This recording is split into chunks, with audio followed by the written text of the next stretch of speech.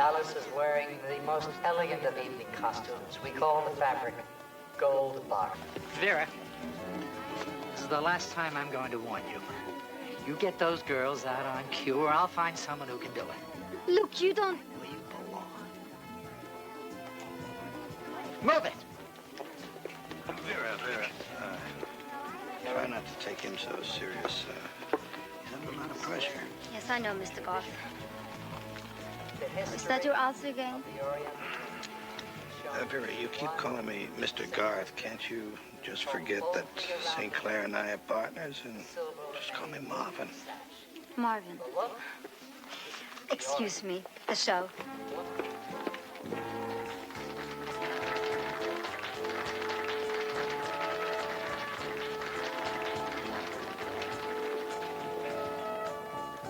St. Clair. I told you to stay out front. Keep out of the way. I'll stay where I damn well please. Garth, take my advice. From now on, be my silent partner.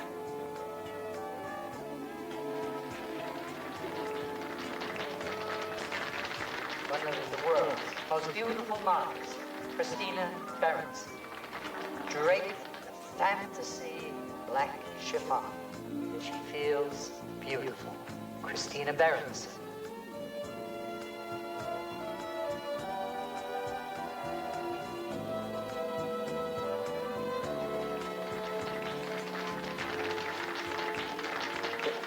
Christina, all those superlatives I just said about you, don't take them too seriously.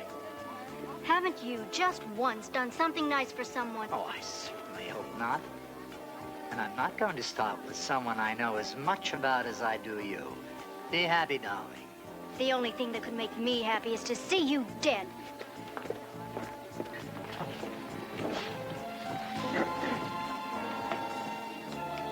Try to pretend, Vera, just for the next few minutes, that you don't hate me as much as they do.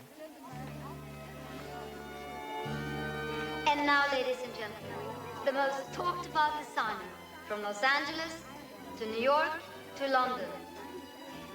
The incredible Valentine St. Clair.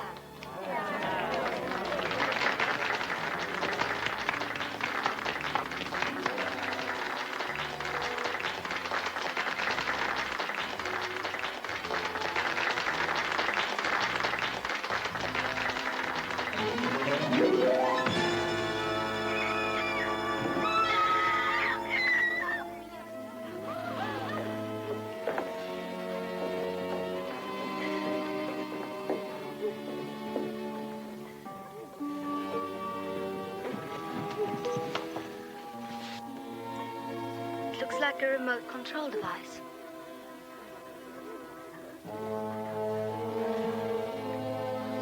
She's dead.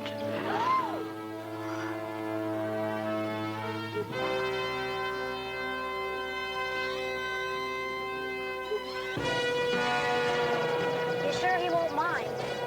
Christina, if you know Houston as well as you claim to, you know, there's absolutely nothing to worry about. Nothing to worry about. I wouldn't exactly call a first-degree murder charge nothing to worry about. Besides, it's been a while since Houston and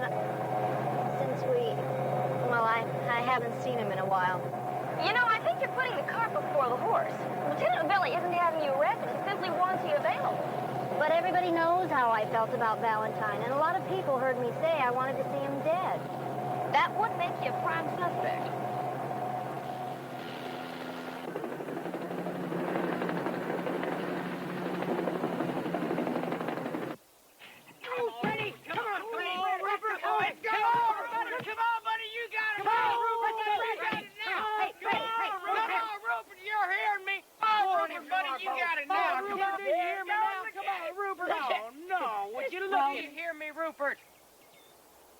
Let's go get the...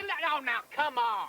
Time out here. Time out. Time? What do you mean, time? We didn't set any time limit. Yeah, well, old Rupert here's not feeling up to snuff. I mean, he just flew in from Florida, and I bet you he's a little airsick. You know, jet lag or something. Frogs don't get jet lag. Well, this one does. Now, I mean, he's real sensitive. He comes from a long line of champions, fellas. He's a real thoroughbred, and I bet you he's got some Arabian in him, don't you? I don't care. You can't call a race in the middle. It just ain't fair. What are you gonna do, Houston? You gonna forfeit? Well, no, sir. Old Rupert can jump circles around your frog. Well, how'd you like to put your money where your frog is?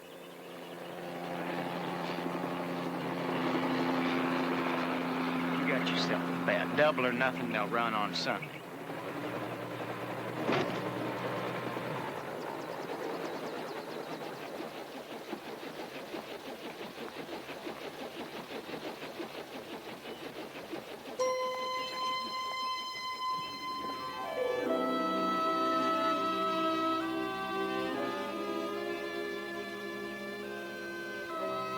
Hello, Rooster.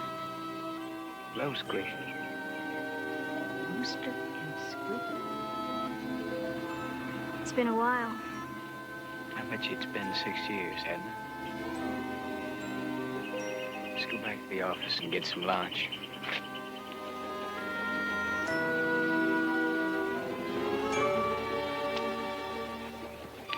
Houston, you forgot something, me. One thing's for sure, Rupert's legs are probably better for eating than for jumping.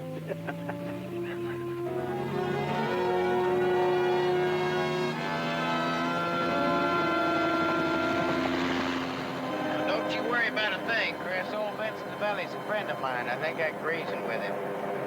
Has a much bigger problem than that, Houston. Believe me, there's nothing bigger than murder one. Except maybe that thing you're wearing on your finger. A little too big for a friendship ring, isn't it? It's the real thing, Houston. It's wonderful. I met my Prince Charming just like you said I would. And my big mouth. Do I know him? He's a congressman. Oh, I see. I'm beginning to get it now. You get busted and his career goes bust, not to mention your love life with him, right? And you want me to help you?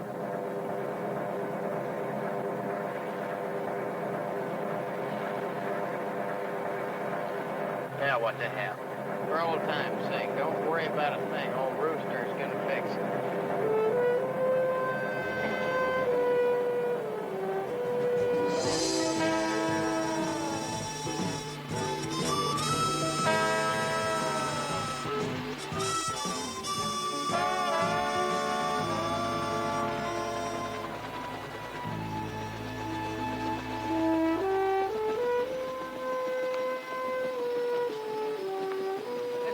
I don't quite understand is this deal with the remote control device, you know? Well, the lieutenant thinks it might have launched the arrow that killed Valentine. Well, how'd you end up with it? I don't know. It was all in the commotion. Valentine was lying there dead, and people are screaming, and all of a sudden I felt something drop by me on the floor. Right there on the floor. It was the remote. I'll tell you what, why don't we skip lunch? Then you go back to the hotel and get some rest. I'll get cracking on this thing. Houston, I didn't do it.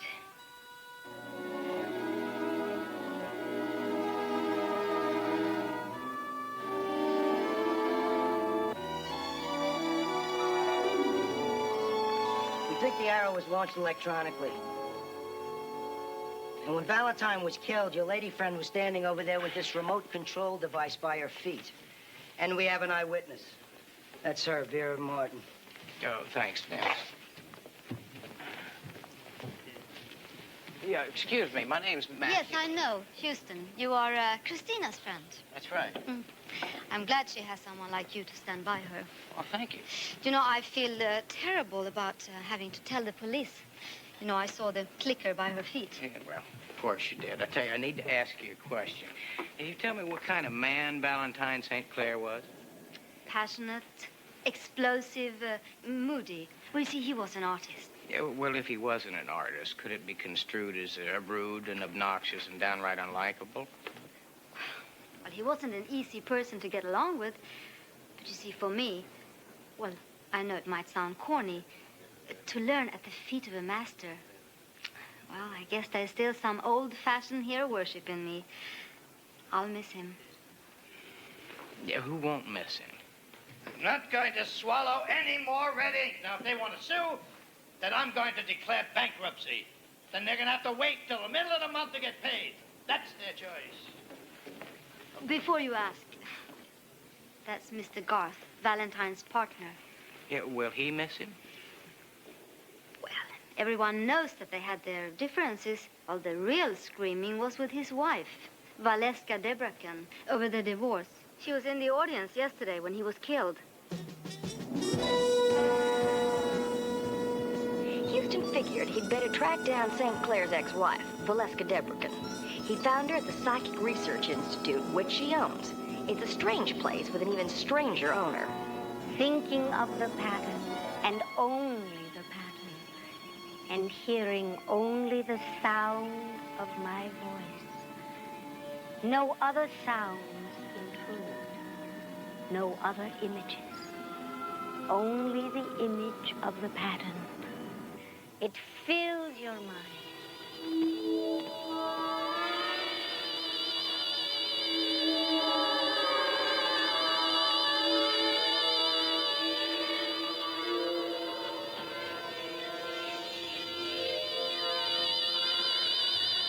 Well, would you look at that? That's fantastic.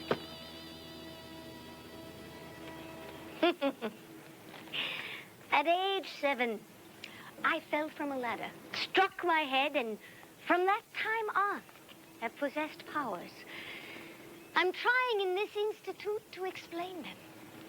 Well, that's all very interesting, but we were talking about Valentine, your husband, rather your ex-husband. And the divorce. Right. Yes. Well, it was a marriage of convenience. At the time, we needed each other. It was a marriage in name only. We each went our separate ways. Well, folks have been saying that you two were doing an awful lot of shouting, that things were getting a little bitter. Valentine lived his life at the top of his voice, but I really fail to see how I can help your client, Mr. Houston. I was one of those who heard her threaten to kill my husband. Yeah, well, you were at the showing yesterday. Why was that? To wish Valentine luck. I still do own a piece of the company. It helps fund my research. What?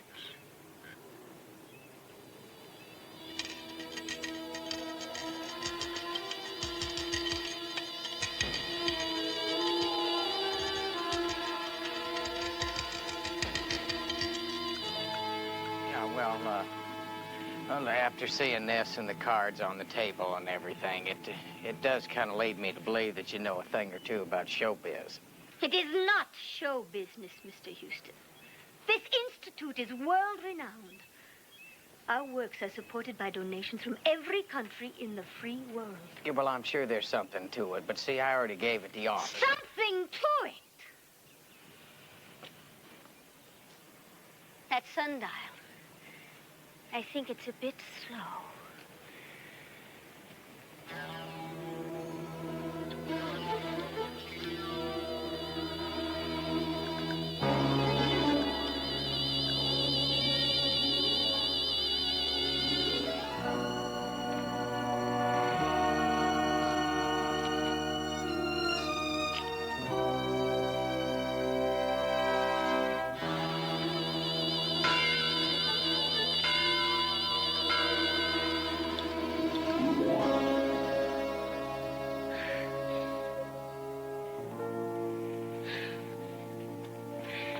Tricks, Mr. Houston. Magicians and jesters perform tricks. We are refining powers that are within the greatest powerful equipment ever made, the human mind. And now I think you'd better go. Okay. I'll just let myself out.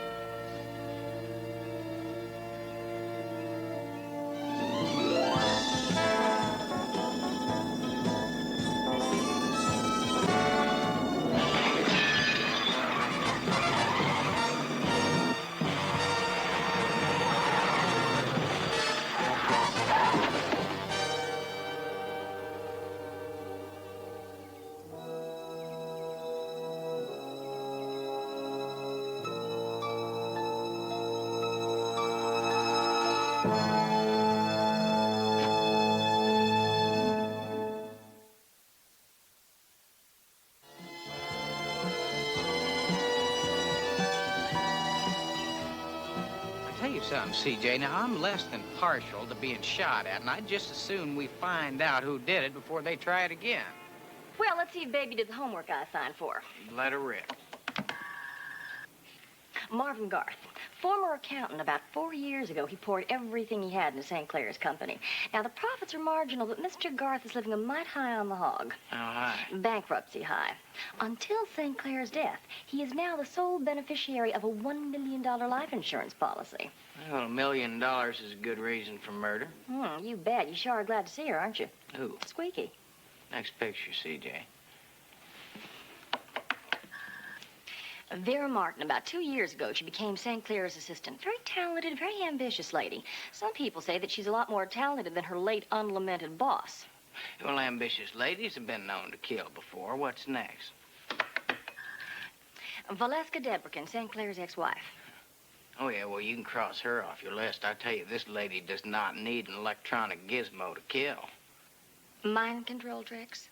Yeah, I mean, I saw that lady do some things that give a whole new meaning to the word spooky. Does it now? Are you sure it wasn't just an illusion? Houston, she used to be in showbiz. Before she launched that Psychic Institute, she was a hypnotist. Used to call herself Madame Valeska. Now, wait a minute. What are you trying to tell? You mean you're trying to tell me that I didn't really see what I saw and that she planted all that in my mind? Well, let me put it to you this way, Houston. There are some women that can make a man think just about anything they want. Speaking of which, why don't you tell me about Squeaky, Rooster? Were you engaged or what? Look, can I be real honest with you, CJ? Shoot. All right. I'll tell you something. I have only really loved, and I mean really loved, once in my life. It was so complete, so deep. I just don't think I'm ever going to be able to match that again. Christina's that good? Christina? I'm talking about Rupert. My frog. Houston, where are you going now? To a fashion show. You mean to see Squeaky, don't you?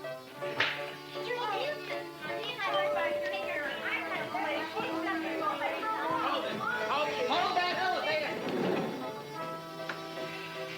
He did it again. Don't you forget what that man looks like. Houston, you have got to read these merger papers. We are already 1 week late. Well, Murray, what are we wasting our time on this puny little merger for when Rupert so desperately needs your help? Rupert. What firm is he with? Rupert's a frog that won't jump, which might mean you're in a lot of trouble, Murray. Me? Trouble? I never even met the frog. Well, you'll like him. I tell you what, you find the world's best frog expert and you put him in touch with me pronto. But Houston, No buts, Murray. Now, as soon as we get old Rupert jumping straight, then we'll talk about this little merger. Houston! Where do I find a frog jumping expert? Well, a frog. Christina Berenson is wearing the most opulent slither of a black dress, covered with its own chiffon stole, edged in feathers. The dress underneath is a shaft of feminine brilliance. Slip the stole down, and the world is treated to the most exciting woman alive.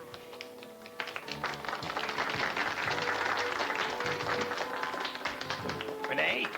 Renee! Honey, go find Renee. She's gonna miss her cue.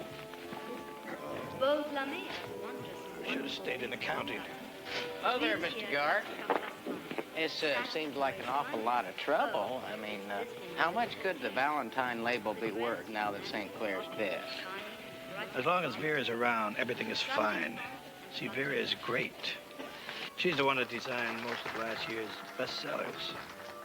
Just that Valentine got all the credit. Well, if that's the case, Valentine's death is a pretty good break for you. And Let's not get ridiculous. Fact of the matter is, St. Clair and I took out duplicate insurance policies, naming each other as the beneficiary. That's a very common practice between partners.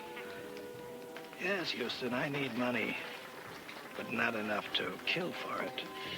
Excuse me.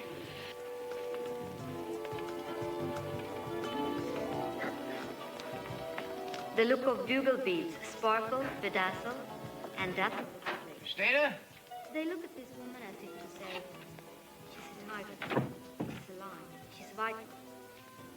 She moves walks into your life with the same romantic, beautiful opulence, the brightest flower.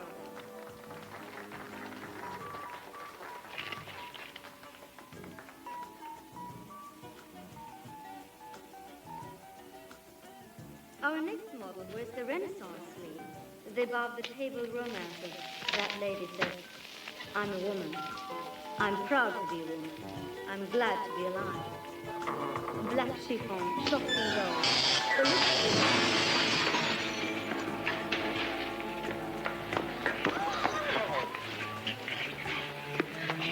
Are you all right? No, I'm not all right. If I was all right, I never would have left Texas and sold my ranch. And came out here, California. Feeling a little better now.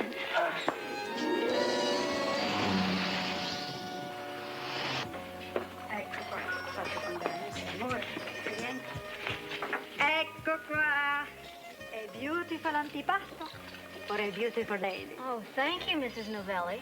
Oh, all my friends call me Mama. And you're my friend, Bellezza. Thank you, Mama. So, friend to friend, what's the secret, huh? I use all the same makeup as you do. Hey, how come you look like that and I look like this, huh? Huh? Hey, but 30 years ago, ooh, I'd have given you a run for your money. Hey, and my son Vince wants to see you in the back. Yeah, I'll be right there, Mom. How can you be so calm? You were almost killed. Well, the only thing I'm concerned with right now is finding a killer. It never would have happened if you hadn't been trying to help me. What I'd like to say to you is thanks. Listen, would Rooster ever desert Squeaky? I mean, really, think about it. Houston, no matter what happens, promise me you'll always remember how beautiful it was between us.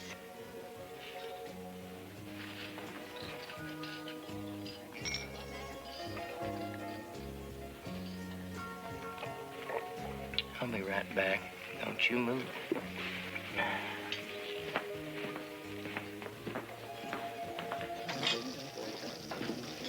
Vince, Mama said you... Well, it can't be that bad. What? Well, whatever it is that's making you frown and smooshing up your face like that. Houston, I know you care for that girl.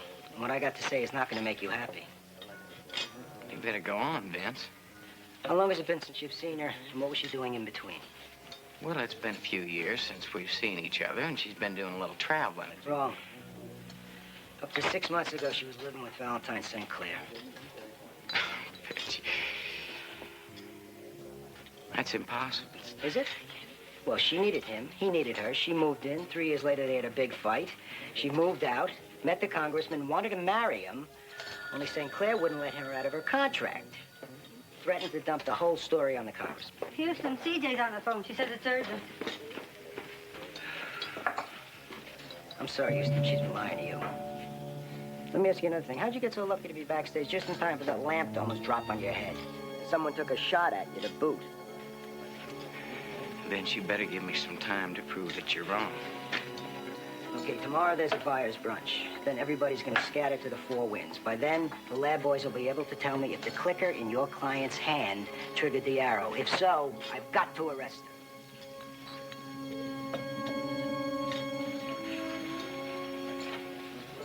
Hello, CJ. Houston, I think you better come home. Valeska Debrakin is here, and she says she knows who killed her husband. Bye-bye.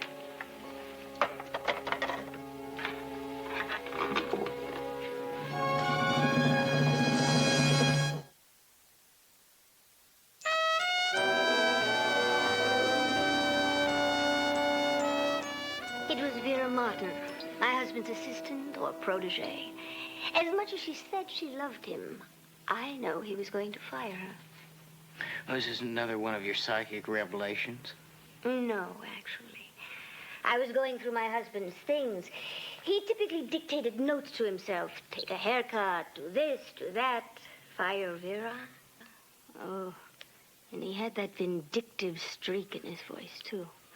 When he said fire Vera, He meant ruin, Vera. He would have done it, too. And she had to know it. In a way, I really can't blame her. Well, thank you, Miss Valeska. I will make sure that Lieutenant Novelli gets this evidence right away. Oh, I knew you would. Yeah, my secretary will see you out. I know.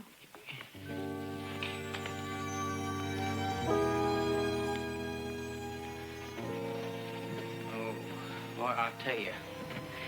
The ingredients we've got in this Valentine mess, we could stir up a whole pot of Texas chili. Well, I've got a hunk of pepper to drop in the pot, which I just found out about an hour ago. Now, apparently Valentine used to like to have his European show about a month after his American show. It was canceled this year. Well, who canceled it? His partner, Garth, the day before Valentine was murdered. Well, it kind of sounds like our budget-minded ex-accountant figured a way he could save $1 or $2 if he knew Valentine wasn't going to be around in a month. The thought had crossed my mind. By the way, it's your shot. Yeah, so that gives us Vera, Christina, and Garth. They've all got Mom. Mom? Yeah. See, that's method, opportunity, and motive. If you see, Garth inherits the business and $1 million worth of insurance money, and Vera gets to keep her job. And becomes head designer. And that brings us to Christina. Houston, our clients are never guilty unless you know something I don't know. Well, you better get rested up, because we've got an awful big day tomorrow. I need you to do a couple things for me. First, find out who's been sending the flowers to Vera. Second, I want you to get dressed up in your best bib and tucker and meet me at the buyer's party. Because I think it's about time we started stirring a few of these folks up. I think it's time you tried to make a good shot. Yeah, well, I haven't got a shot. There is no such thing as a frog-jumping expert, at least not in this metropolitan area. There is, however, someone in Moss's Marsh, Florida, who is recognized as an authority. Well, send a plane, Murray. He only comes out of the Okefenokee at flood season, and the last flood was 1974. Hey, wait a minute. Are you trying to tell me we can't find him? Some say he's not a man at all, but merely a legend, walking the swamp when the moon... Murray. What is that?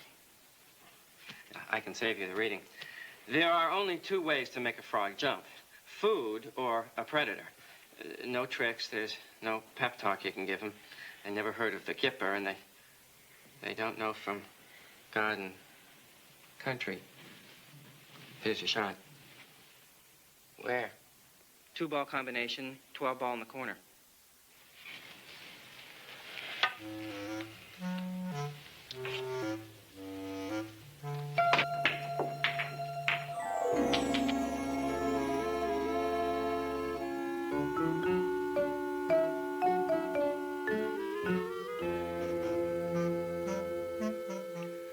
Not just another pretty face, you know.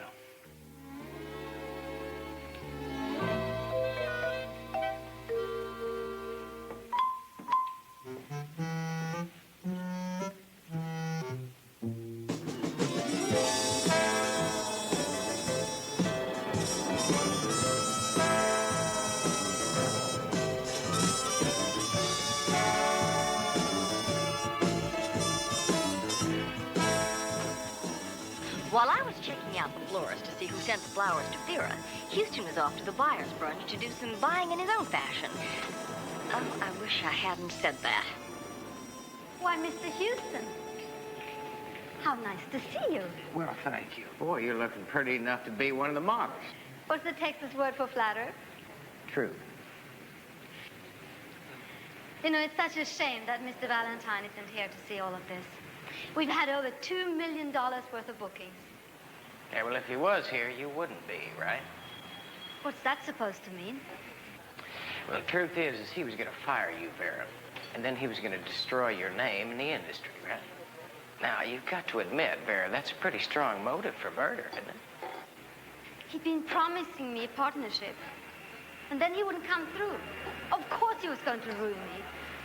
He wouldn't let me leave and compete against him. So he was planning to destroy my name to save his. Well, I guess you don't have to worry about that now, do you? Excuse me, Vera. Suzanne seems to be having a problem down there, and she said you're the only one that could solve it. Could you run back there for a second? Gladly. This conversation has ended anyway. Mr. Houston, I wish you wouldn't bother Vera. Well, listen, I just wanted to ask her a couple of questions. And which brings me to you. I need to ask you a couple, too. First one being, why did you cancel the European showing? The show was going far over budget. I felt that the money could be better used elsewhere. Yes, I know. Yes, I know that. See, the trouble is that you canceled it the day before Valentine died. Mr. Houston, I don't like your tone. And I don't see why I should carry on this conversation any further.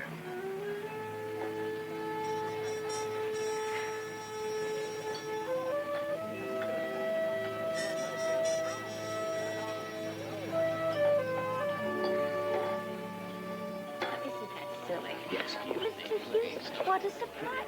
Excuse me. I didn't really know that psychics could get surprised. Well, I simply meant that I didn't expect to see you here. I didn't really expect to see you here either. Most of these people are my friends. After all, I was married to Valentine for 7 years. Yes, no, and just 6 months after you were married, you retired from your stage career, Madame Valeska. You see, I'm really curious to find out why you switched from your nightclub hypnotist act to your mind reading. I don't like what you're thinking. Good day, Mr. Houston.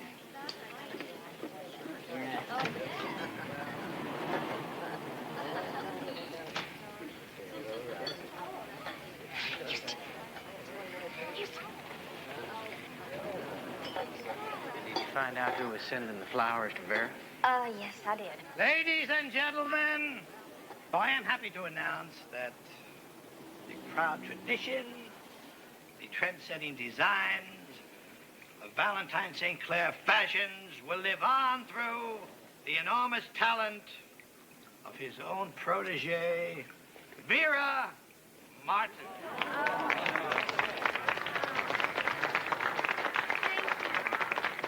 Thank you very much. And now, to whet your appetites for next season, I have a small preview. Christina, if you please.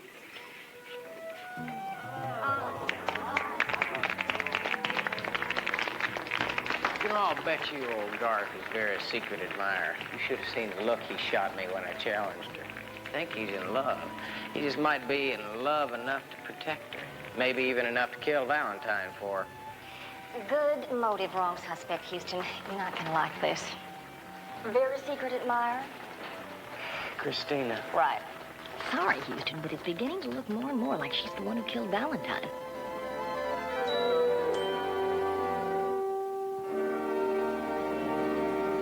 Christina, I do not want you lying to me anymore. I'm not lying to you, Houston. I wouldn't do that. Not to you. Since when, now? Christina, those flower arrangements, you bought them with your credit card. I saw the receipts. Yes, I bought them, CJ. But I am not Vera's secret admirer.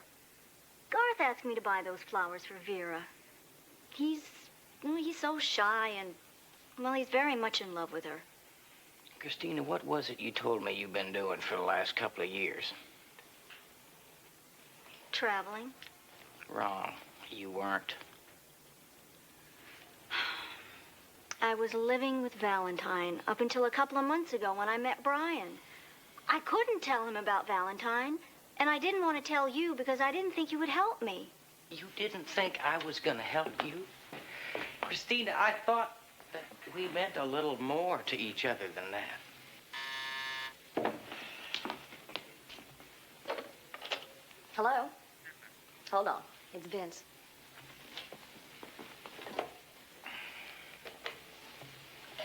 Hello, Vince. How you doing, Houston? Where's Christina? Well, I'm not really sure, Vince. The last time I saw her was at the buyer's party. Why? Yeah, well, I'm in her dressing room, and I'm sorry to tell you this, my friend, but we found enough evidence to book her for murder one.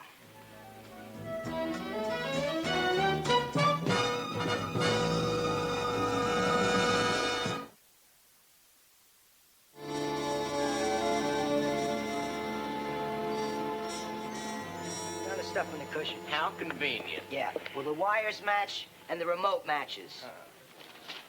That's the schematic of the actual work done. It matches. Christina's innocent. And Vince, this 7 proves it.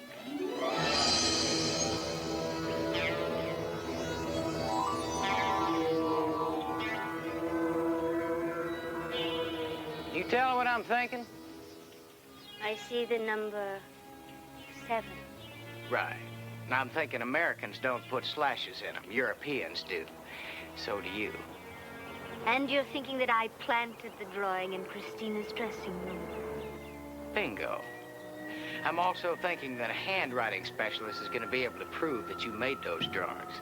Prove that you murdered your husband.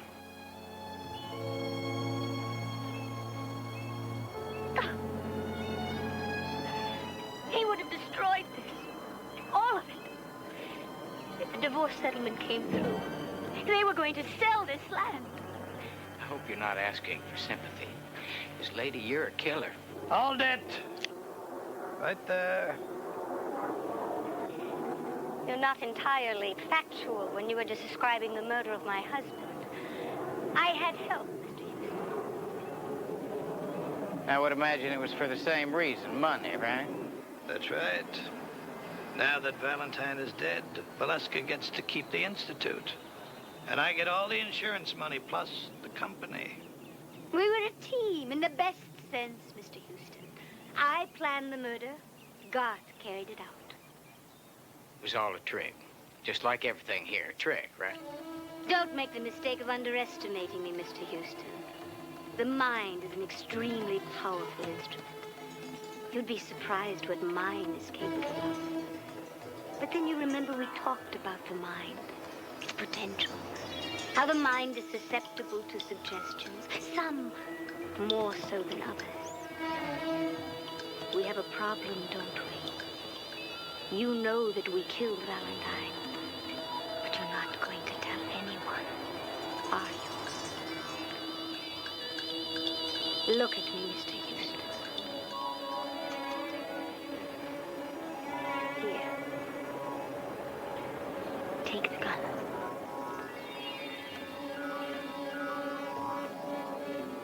Take the gun!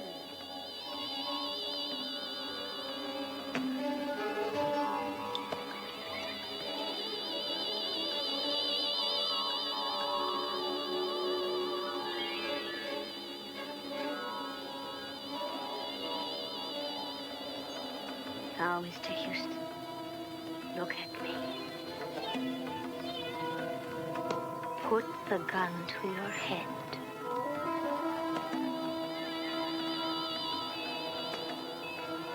Isn't it a shame that when you discovered your beloved Christina was guilty, you decided to take your own life?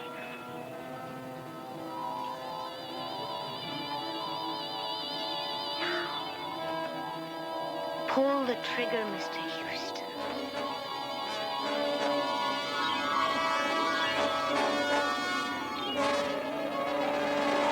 All right, the party's over, witchy poo. I believe this is what you call a Mexican standoff. Your power is stronger than I thought, Mr. Houston. But I'm afraid your gun isn't loaded. If you don't believe me, try it. Pull the trigger.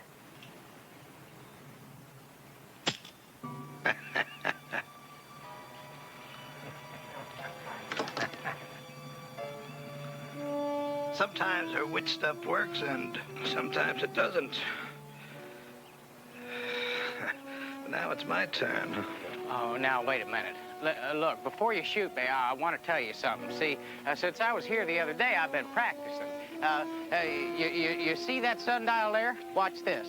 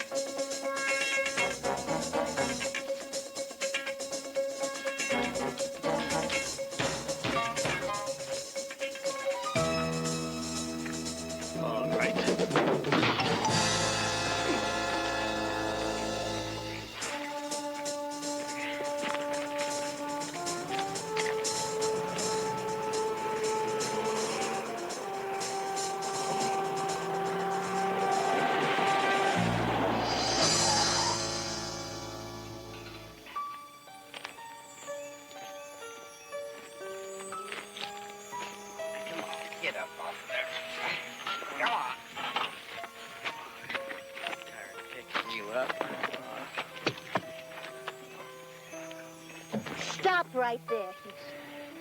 Oh, come on, Valeska. I'm tired of your games. I'm too tuckered out. I don't want to play anymore. You may be tired, but the mind is never tired. It works even while you sleep. Is there a point to this lecture? Look above us, Mr. Houston.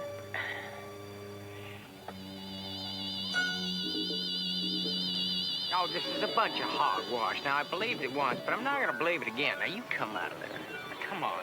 Get out of there. Come on. Listen, you got to quit scaring people with all this mumbo-jumbo stuff. I mean, it really frightens some of them. And it's just not good.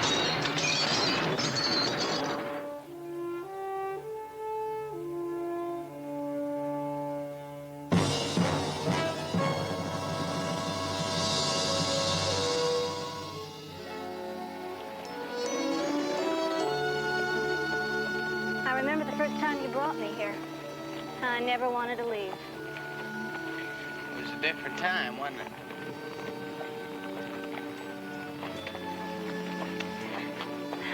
I'm not so sure I want to leave now. If you stay, you'll never really know, will you? What do you mean?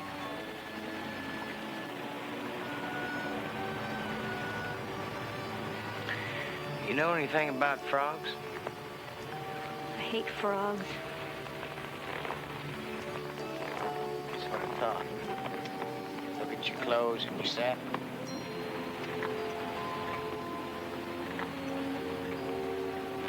See, Christina, I love frogs.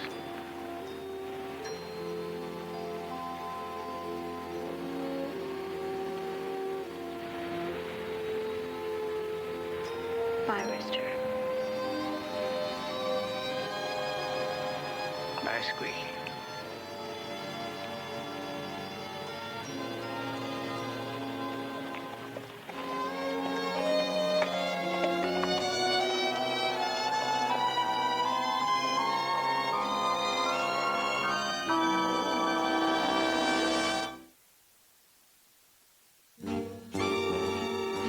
Ready?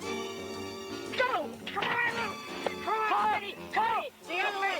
Anyway, just jump! Ready! Ready before you can go! Ready, go! Come on, ready! Go! Go! Whoa! Did you see that jump? I've never seen a jump like that ever. My golly, that ain't possible. Well, boys, I can't tell a lie. I do have a secret weapon.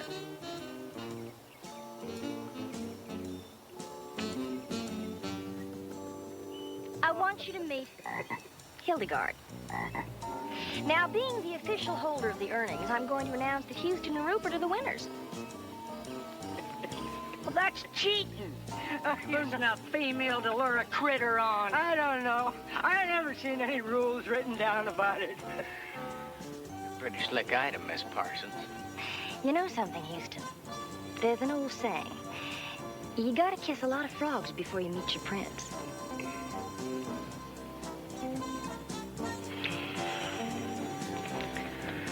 Ribbit.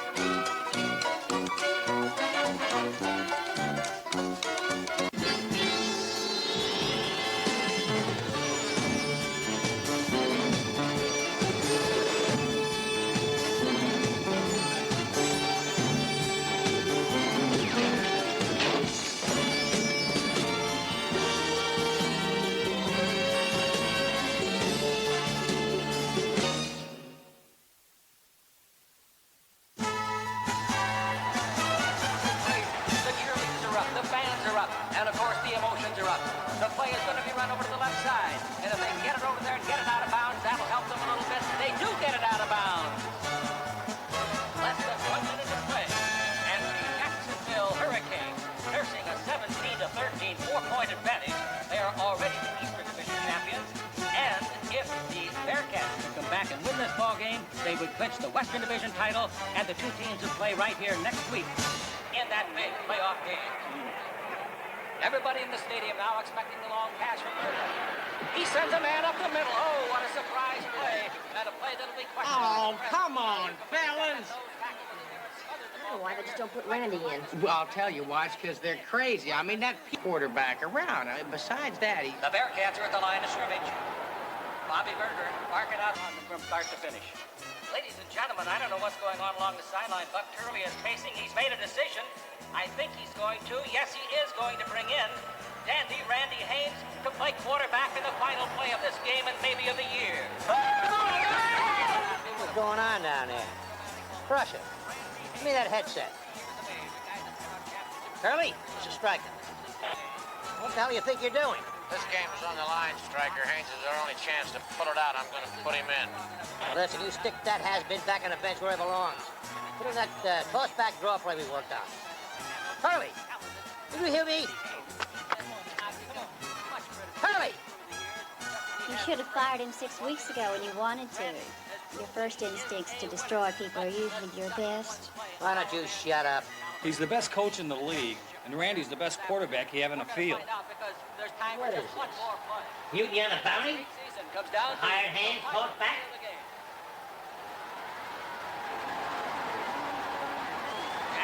Will rush only 3 men on this play, drop 8 up back for pass defense. Down! Hit! Haynes takes the snap. He drops back. We're down to 5 seconds, to 4 seconds. He's looking for somebody. Can't find him. He might be sacked. The long bomb. There's Bobby McMasters in the end zone. Touchdown!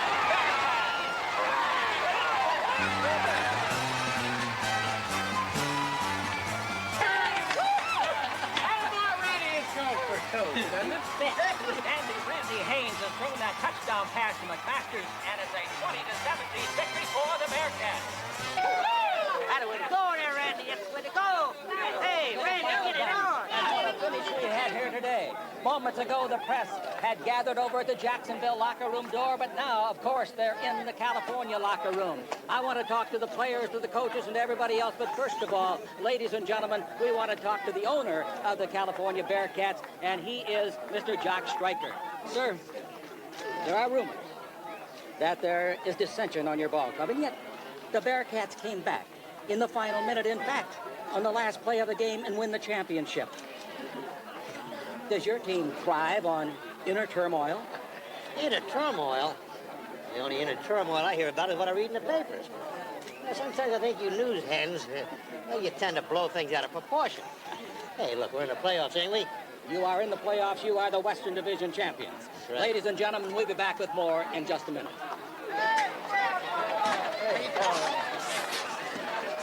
Well, look, I guess I couldn't find anybody in the open, and all of a sudden Bobby McMasters got... Hey!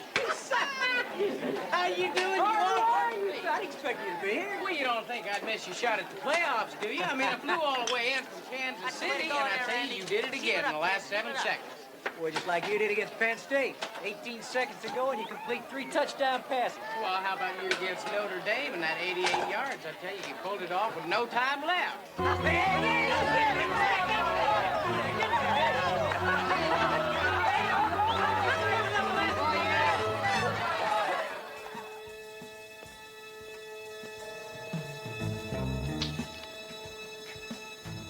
Who is it? Who's out there? Oh, it's you. Now, what do you want? Well?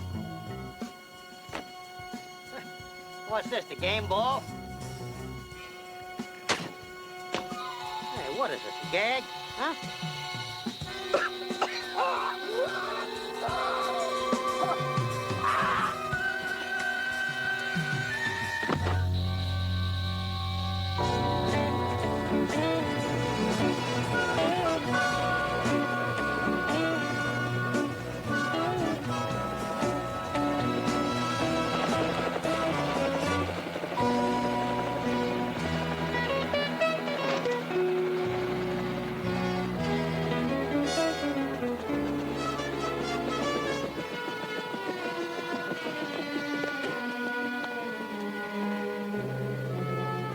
morning, CJ. Good morning, Houston. What took you so long to get here? Well, I decided to swing out over the Pacific and watch the whales heading down to Mexico. Boy, they're pretty. Houston, that's wonderful, but I've been trying to reach the ranch for the last hour. Now, our unfavored owner, Jock Stryker, was murdered last night. Look at this. The police got any idea who did it? Not yet, but you got a call from Randy. Now, he wants to talk to you pronto, and he sounds like a man in big trouble. What are we waiting for?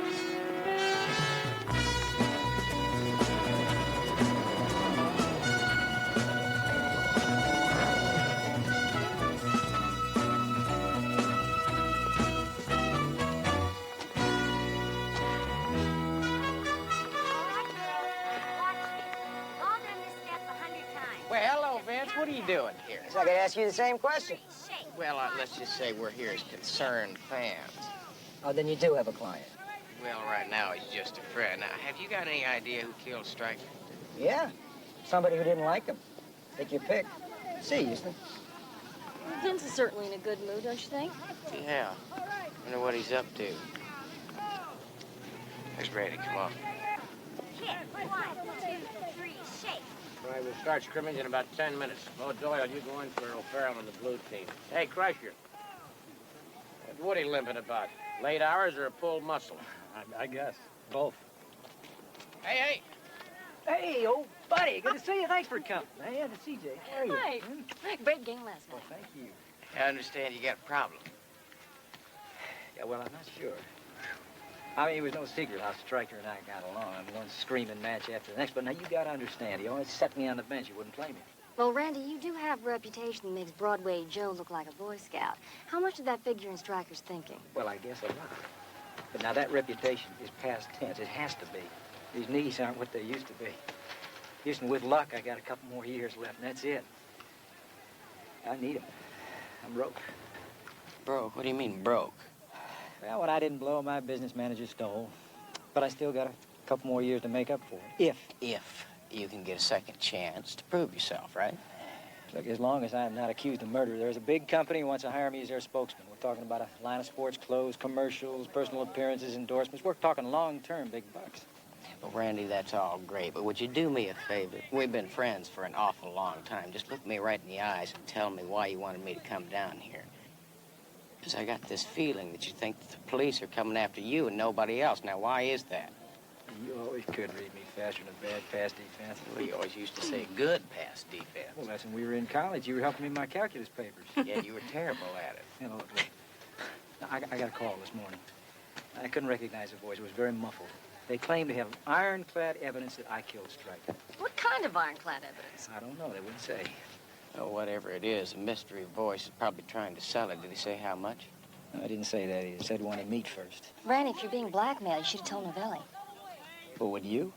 I mean, if the world knows you hate somebody and he's found dead, would you go call the cops when somebody claims they got evidence against you? Listen, where'd you leave it with the blackmailer? Well, he's going to call me back. Tell me where and when. Well, when he does, you get in touch with me, all right? Pronto. You got it. But Houston, I'm scared. I did not kill Stryker. This thing could mess me up. When I'm done with football, I mean, I'm not like you. There's nothing else. I got to make the most of these last 2 years. So why don't you get yourself out there and get ready for the big game? We'll see what we can do about this thing, huh? Thanks, buddy. Yeah. All right. Bye-bye. Hey, Randy. Babe, believe you? Of course he did. Told you, Woody's my best pal. Hey, guys, look at him. Ladies, this is football, not a peep show. Now pay attention. Come on, get back in line. Come on. And 5 and 6 and 7 and 8.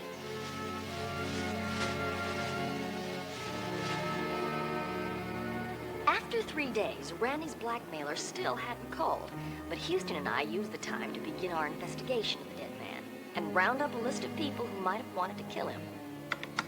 Now, here we have Jock Stryker, the murder victim. Obviously, this was the man with the Midas touch. He not only owned the Bearcats, but he was on the board of 9 major corporations, and he had a little saying, "I don't get ulcers, I give them." Andrea Lott. She met Stryker 4 years ago when she was hired to organize the team cheerleaders. Apparently, he enjoyed her, shall we say, team enthusiasm. They've been living together ever since. Yeah, well, did she stand to inherit anything? Well, I still haven't figured out who got what, but I did find out that Stryker used to occasionally use her as a punching bag. Well, that's rude. Yes, it is. Well, it's Buck Turley. Looks a lot like Bear Bryant. You know, he's the best coach in professional football. Also, they had the classic love-hate relationship. Stryker loved him when they won, hated him when they lost. And Turley just flat out hated Stryker. He thought that all team owners were necessary evils. Yeah, well, you better do a little more checking on him, CJ. Thanks a lot, Houston. You're welcome. And last but not least, we have Crusher Kowalski. He has the extraordinary title of player rep, but in fact, he was only a gopher for the deceased. Now, they were close for many years, but in the last few weeks of Stryker's life, they argued a lot. You neglected to mention that Crusher Kowalski was a 3-time All-Pro lineman, traded 2 years ago to the Bearcats, never played a single game for his new team. Football is sort of a hobby of mine. Funny, you don't look like a football fan. Do you want some more? Stats are my most fun. Most efficient passer, Sammy Baugh. Pass completion percentage, 70.3, 1945 at the Washington Redskins. High point scorer lifetime, George Bland at 2002. Longest kickoff return... Yeah, Murray. Now, what about Crusher? Now, how come he never played for the Bearcats? An auto accident in the preseason. Leg injuries. Hello? Yes, hang on. It's Randy. Hey, Randy. I just got a call from the blackmailer. He wants me to meet him tonight. What time? 8:30 at the stadium. Listen, I don't want you anywhere near there, all right? You let me handle everything. Good enough. Oh, listen, CJ, tonight was the night I was supposed to treat you to that Texas T-bone with all the trimmings, right? Yes, it is, and I'm not going to let you get out of it. Yeah, well, I'll tell you what, in that case, if I'm a little late, why don't you go ahead and start without me, okay? Houston, where are you going? While you're keeping the T-bone warm, I'm going to the stadium, and I hope to catch a blackmailer.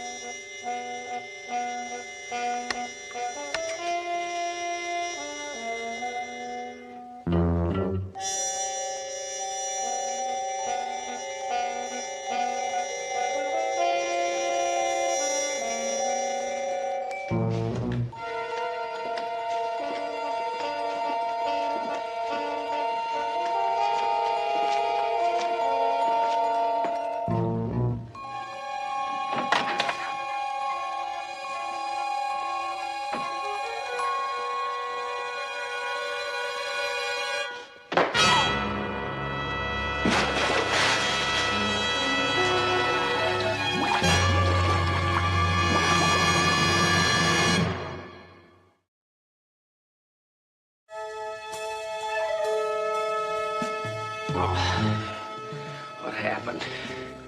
Why'd you hit me? Look, I didn't hit you. I found you like this. Somebody hit me. How come I'm all wet? You were in the whirlpool. I pulled you out. Somebody was trying to drown you. I didn't see who. When he heard me coming, he ran and got away. Wait a minute, don't I know you from someplace? Two Mean Malone. That's right, you're a lineman for the Bearcats. Yeah, me and Randy are buddies. Real close. That's why I've been following you. I want to help you out on this case. Well, I appreciate the offer, but maybe... I said I was going to help you. Well, let's just say I saw this movie once about an ex-football player who wanted to become a private eye. Well, it got me thinking. I got my future to consider. Yeah, I tell you what, maybe we could discuss this another time. Are you trying to say you don't want my help? No. Yeah, you see, it just takes time to train a detective. You got to... I'm a fast learner. Ask the coach. I tell you something. See, my head's really not hitting on all 8 cylinders right now. Now, okay. Yeah, I do have something for you to do. You see, I need to find out who's got keys to this place, who might have left it open so you and I could get in here. Now, can you run that down for me? I'm already on it.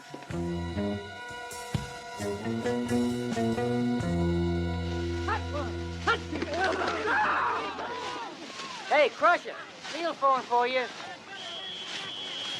I'll lay off the contact work this week. Just concentrate on the patching drills. I need you in top shape Sunday, boy. Okay, Buck, thanks. I'll be ready. Don't worry. All right. Hey, Houston. Heads up. Not bad, Houston. You haven't lost much over the years. Yeah, well, I almost lost it all last night. Instead of catching a blackmailer, I almost got myself killed. What? Well, I don't understand. Yeah, well, I got the same problem. You see, the question is somebody really trying to blackmail you, or were they just setting you up for an ambush? I'll tell you something, Randy, it doesn't make much sense. And the only thing I can figure is that somebody's got something on you, and you're not telling me anything about it. Well, I swear I don't know. Oh, come on, Randy. This is me, Houston. Now, we've been through an awful lot together. Now, how am I supposed to help you if you don't let me know what's going on? All right, there's one possibility. Look, a couple of months ago, Stryker threw a party. I had a little bit too much to drink. Well, let's say a lot too much to drink. Stryker benched me. I was mad. We had another shouting match. Well, who else was there? Oh, Andrea, Turley, practically the whole team. Did you threaten to kill him? Well, I don't know. Like I said, I was drunk. If you want to get the exact words, talk to Andrea. Why Andrea? Well, she lived with Stryker. She'd have his tapes. What tapes? Well, he was kind of a recording freak, I guess, like Nixon. Taped everything that went on inside his office. Looks like I'm in a little bit of trouble, huh? Well, we've been in worse jams than this before.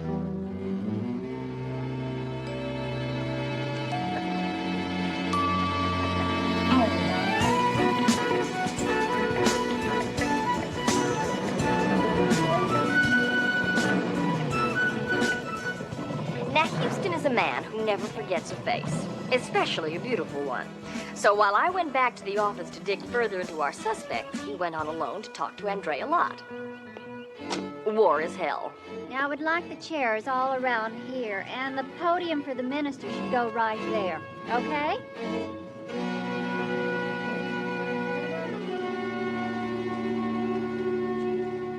Well, I tell you, this is some yard. How many head of cattle can you run back here? Can I help you with something? Well, my name's Matt Houston, and I'm looking into the death of Mr. Stryker. Oh, well, I thought the police were handling that. Well, they are. You see, I'm just looking into it for a client. And that would be? Randy Haynes. A great quarterback. Lousy politician. Yeah, I bet you're talking about the night he got drunk out at the party here and threatened to kill Mr. Stryker. Oh, he's a better man than I thought he was. He had so much to drink that night, I didn't think he'd even remember being here. Yeah. Yeah, listen, I understand that Mr. Stryker used to make tape recordings of everything that went on here. Do you suppose I could listen to the one at the party that night? Well, I don't see why not. Come on, they're in the cabana. As a matter of fact, I'd kind of like to listen to all of them if I could. So you could find out who would like to kill Stryker? That's going to be a long list. You wouldn't happen to be on that list, would you? Me? No, I'm the last one to want to see him dead. Jock was the answer to this working girl's dream. From what I understand, he wasn't above working over his working girl. Jock was an ugly and mean man, but he gave me more chances than anybody else in this world. When I did a good job organizing the cheerleaders, he put me in charge of publicity. This year, he was going to make me a vice president. No, not because I live here, but because I earned it. Did you earn the beatings? Maybe. The first time he beat me up, I thought I was going to die. Then he came to the hospital and he cried and said he was sorry. That day, he gave me 1% of the team. That was 3.5 years ago. I now have 7% of the team. Tough way to make a living. What, getting beaten up? Yeah. Oh, I don't know. Don't all of us working stiffs have to get beaten up every day? The boss that yells at us, or the people have to work the rest of their lives in some factory? There's a lot of humiliation in this world, Mr. Houston. So it's an occasional fist in the face.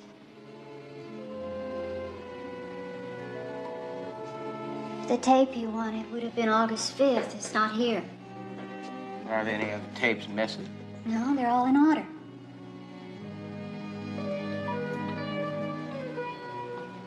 Yeah. I believe somebody beat me to it. Well, I'm back.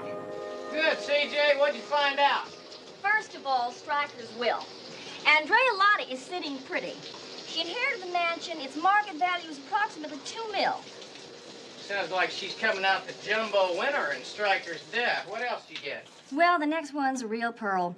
Buck Turley is not only a good coach, he's a first-rate negotiator. His contract gives him 20% ownership of the club. That's a sweet deal. Apparently, Stryker thought it was too sweet a deal. He hired a business manager to find some way to get out of it. And now that Stryker's dead... Well, obviously, he can't contest the contract, so Turley's a rich man. Yeah. Well, who else has something to gain by Stryker's death? Well, Houston, I hate to say it, but your friend and client, Randy, if Stryker was still alive, Randy would be watching those playoffs from the bench. Yeah.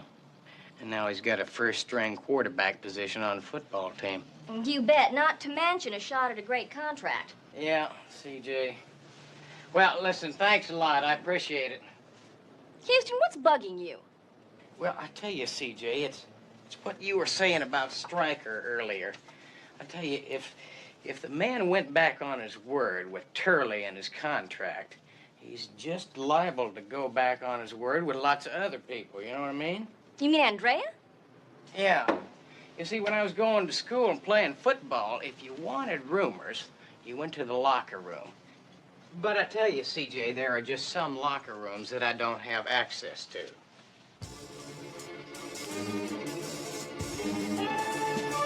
You don't mean locker room as in teddy bears. Yeah. Matlock, Houston, if you think that I went to law school for all those years just to impersonate a cheerleader, I mean... CJ, hold on. I mean, the thought of that. I wouldn't ask you to impersonate a cheerleader. Now, a photographer or a news person, yeah, listen, you'll be great, CJ. Great. Houston, I need you for 5 minutes. We'll talk. You can make fun of me. I just gotta talk to you for 5 minutes. Hold on, everything. You can make fun of me. Hold it! Now, come on. I mean, but first off, I can't understand a word you're saying when you're all talking at once. Second off, I really don't have time right now, but now we'll get back to this, all right? Thank you. Mr. Houston. Go. Sorry, fellas, you just missed him. I know who you are, Mr. Houston. I seen you with Randy at the field. There's someone who'd like to talk to you. So, if you don't mind. Well, I tell you, fellas, right now I'm in the middle of a staff meeting right now, and we were just talking. I suppose the staff meeting could wait a few minutes. Listen, Crusher, you are just the man I wanted to talk to. You know, I've been looking for you.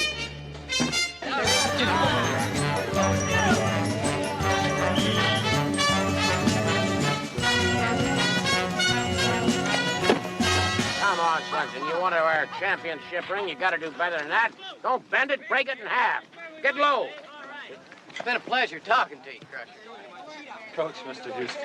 Well, glad you could make it, Houston. How could I resist such a charming invitation? Well, when I talk to people, I like to do it on my time and my terms. Well, now, that's more like it, Svensson. You might wear that ring yet. Would you do me a favor and tell me why I'm here? Oh, it's the game Sunday. For the first time ever, I'm going to run this team the way I want to. And that means that Randy's going to start at quarterback. Not if he's in jail for murder. He's innocent. I'm counting on you to prove that. What makes you so sure that Randy didn't kill Stryker? Houston, I know my players better than I know my own sons. He is no killer, believe me. And what about you? Why would I want to kill Stryker? Well, it's like you said, now you get a chance to run the team the way you want to. Everybody knows you hated Stryker, that's no secret. Besides that, now that he's dead, there's no chance of him reneging on the contract. Says you get 20% of the team. Oh, done your homework, haven't you? Yeah, sure, I hated Stryker.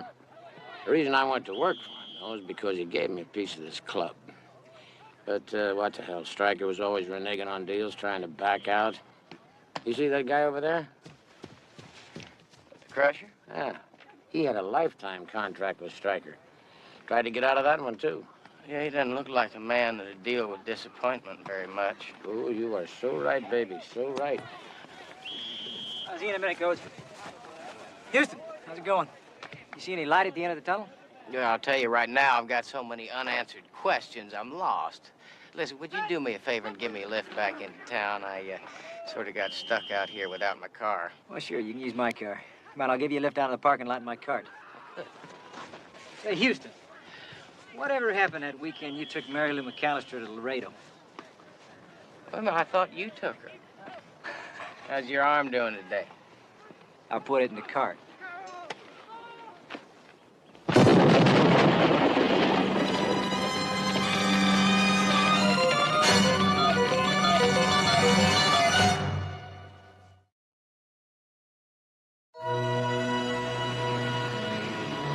Houston was worried.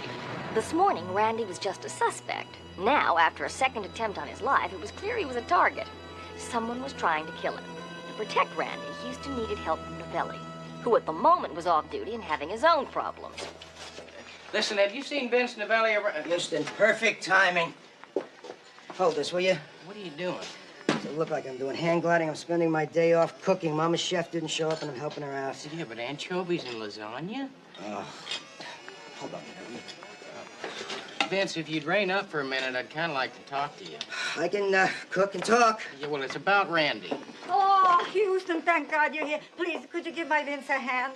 Oh, relax, I've helped you before. That's why I'm worried, figlio mio. Houston, taste this. How was it? It's good, Vince. Now, about Randy. Look, everything's gonna be all right. And since that bomb totaled out his cart, we have a 24-hour police guard on him. He's safe. Yeah, but Vince, he's going to be out on that playing field on Sunday, and there's going to be 70,000 people out there. Now, how are we going to protect him then? Look, I'll talk to him at Stryker's memorial tomorrow. I'll convince him not to play. Vince, it's the most important game of his career. I can guarantee you he's going to be there. He'll be a sitting duck out there. I don't like the look on your face. It usually means trouble. Yeah, well, not this time, Vince. I'm just trying to figure out a way to protect the man. What are you talking about? Well, I could always get my arm back in shape. You're gonna go out there for him? Vince, he's a friend. I'd do the same thing for you. You're making yourself a target. That's crazy. That's what I'm afraid of. This is yours.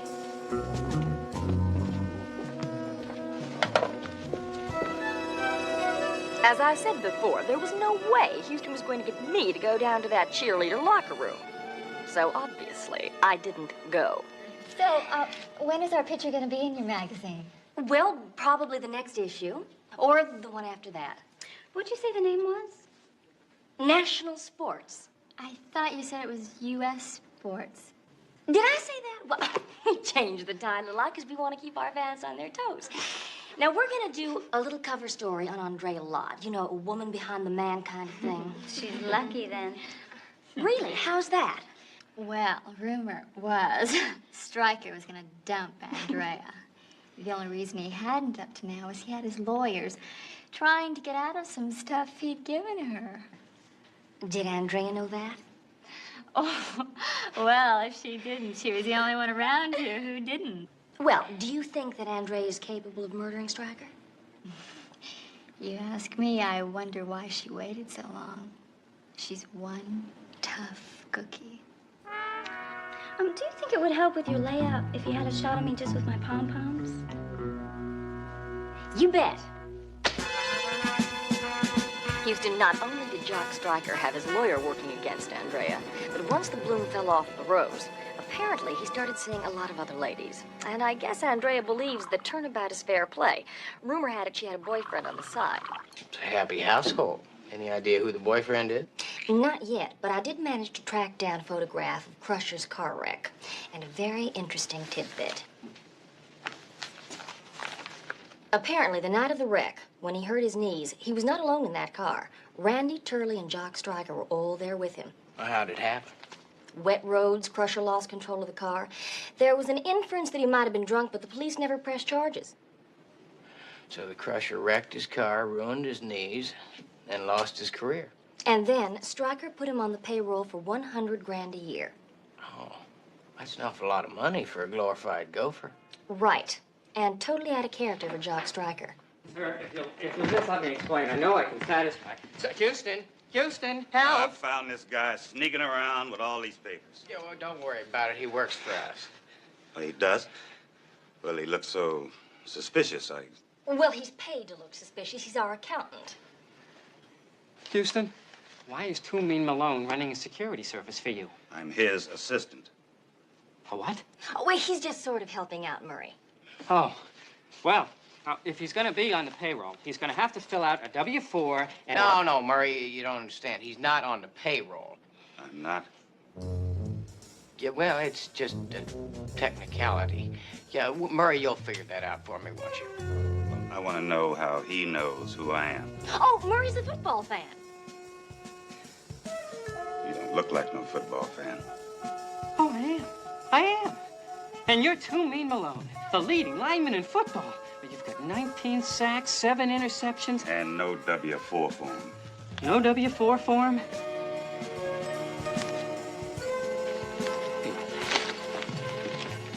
Two Mean, what are you doing here? Well, you remember you asked me to find out who might have the key to the locker room. Oh, that's right. Well, what'd you come up with? Well, as far as I can tell, the only one is Buck Turley. Sounds like I better have another little chat with our favorite coach. CJ, while I'm gone, see if you can find something for Two Mean to do. I'm coming with you. Like I said, CJ, he's coming with me, and I'll talk to you later.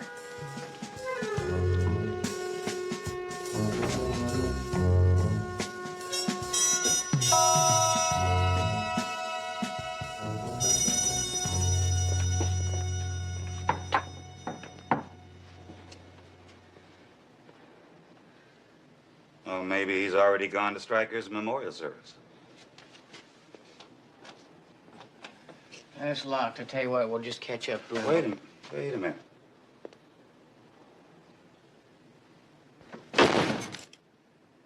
Do you realize that's very illegal? Well, I thought it'd be a shame for us to come all the way down here and not get a chance to take a look around. That's a good point.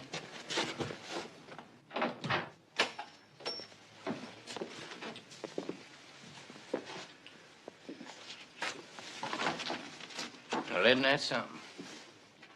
I'd say Coach Turley's got some explaining to do. What is it?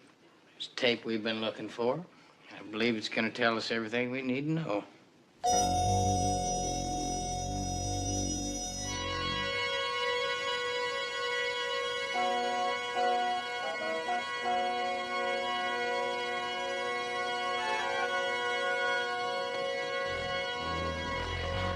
Are we early?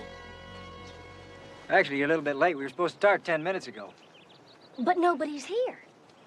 Well, it doesn't surprise me. Everybody did hate Stryker. Well, at least somebody came. He brought the chairs. Excuse me, I really hate to say this, but I have a wedding in half an hour and another funeral right after that, so we really should be started. Shouldn't we wait for Andrea first? Well, she called. She won't make it either. But she lives here. If we could all be seated, I can begin. The deceased, he was the football person. Yeah. Ah, that's what I thought. I pride myself on individualized services, so I prepared something special. Please.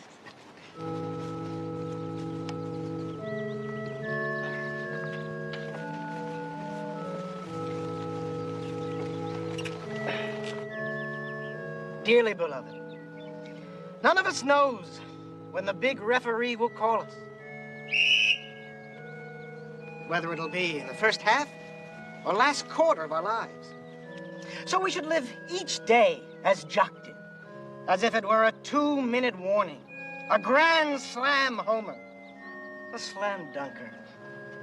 So when that day comes, when we stand before those pearly goalposts, in that great gridiron in the sky, ready to enter the everlasting end zone, where the last dugout will be found, we can feel proud as Jock Stryker, that we played the game as hard as we could down to the final bell. And that through those extra innings of eternity, although it ends in sudden death, we played by the rules. Thank you.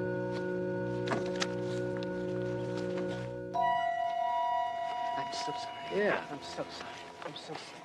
So sorry. Hey, Houston, hi. There's good news and bad news, Randy. Now, the good news is I found a missing tape. Yeah, and the bad news, I heard it. What does it say on the tape, Houston? No, not much, CJ. Just Randy telling Stryker that if he didn't start him first string this season, he was going to kill him. But I didn't do it. Look, I swear to it. Look, somebody must have heard the tapes or something.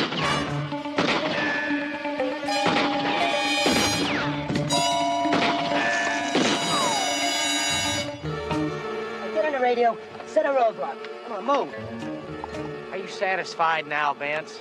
I mean, all those shots were meant for Randy. Are you all right? Yeah. It's the third time somebody tried to kill him. Now, when are you going to believe the man's innocent? I believe him. That's what worries me.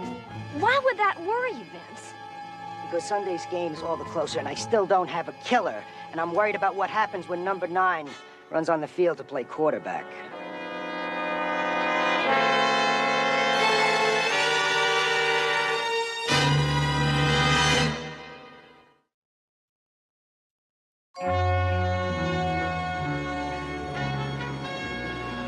CJ, I am telling you, we've been going about this thing all wrong. It's not working out. We've been asking ourselves the wrong question. We keep asking ourselves, who would want to kill Jock Stryker and Randy Hames? That's the wrong question? Yeah, see, we ought to be asking ourselves, why would someone want to kill both of them? Now, come on, let's take a look at these motives. Houston, what we need is a common denominator. Well, that's right, CJ, but for the life of me, I can't.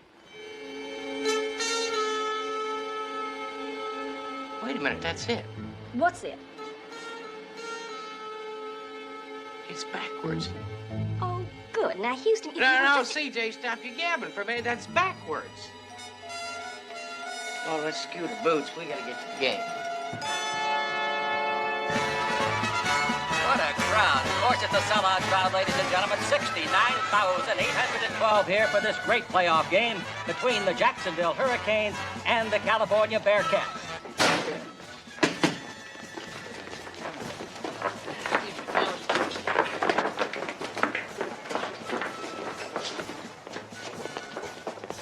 Hey, Houston, you here to cheer me on? Well, if I'm right, I'm gonna save your life. What are you talking about? Now, Billy got scores of cops out there covering the field. Besides, that killer's probably long gone by now. That's wrong.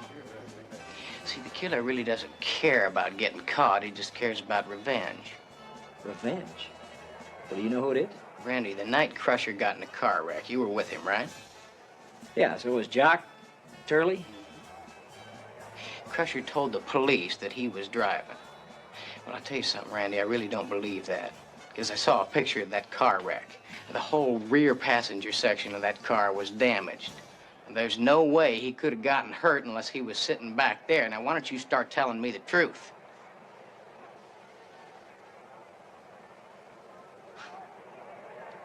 I was driving. Drunk. I was still in Stryker's good graces back then, and he was afraid if the cops found out, I'd be arrested. So Stryker bribed the Crusher to take the blame for a fat paycheck every week. Look, I wanted to go to police the next morning and tell him what really happened. Stryker wouldn't let me. He said not to worry, he would take care of Crusher. Well, he took care of him all right. He promised him a job for life. Till he found out that the Crusher was still seeing Andrea. Then he said he was going to fire him. So the Crusher is out of a job, and because of you, he's out of a career. So Crusher killed Stryker, and now you think he's out there? That's right, and he's waiting for you, Randy. Now, if you go out onto that field, you're going to be a dead man. Well, I gotta go out there. Well, no, you really don't have to. Sorry, Brett. The weatherman has really cooperated for today's game, and the vendors, they're doing an outstanding business. The commissioner... Houston, are you ready yet? Houston, can you hear me? I got you, Vince. I'm coming out of the tunnel now. For this game. And here comes the hero, Dandy Randy Hayes.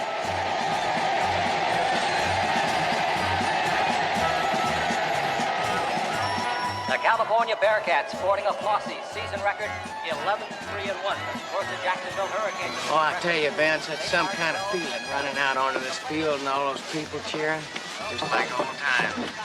Houston, would you hold on to your ego and listen to me? I got men stationed all over this stadium. Crusher doesn't show up, I'm gonna look pretty silly. Well, look at it this way, Vince. If my plan backfires and I get myself killed, I'm not gonna be around for you to say I told you so. This Crusher gets there pretty quick. Biggest damn game of the year. I need that Randy in there. Believe me, as soon as we get to Crusher, I'm gonna send Randy in. And if Houston gets killed, I'll send Randy. This great coach, Buck Shirley through the years, has been the point of a lot of controversy. But one thing can be said for sure. He usually comes out on top in anything that he tries. And of course... Hello, Vince. You guys come up with anything yet? No, nothing yet. Hold on. What do you got? We just got a report that there's somebody on the roof. We're checking it out now. The Hurricanes have the ball deep in their own territory. It'll be 1st and 10 from the 12-yard line. It's a spread formation.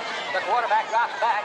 Nobody to throw to. He swings wide to the left side, and the linebacker, number 55, comes up and drops him after a 5-yard gain. It'll be 2nd down and 5 at the 17-yard line. Pretty good blocking there, but perhaps a busted play. And at the outside, offside. No flag went down, and play Don't move, man. You'll only make it worse. No, I got a bulletproof vest on. Come on, let me up. Two Mean circle around to the other side. Along the far sideline, what's that?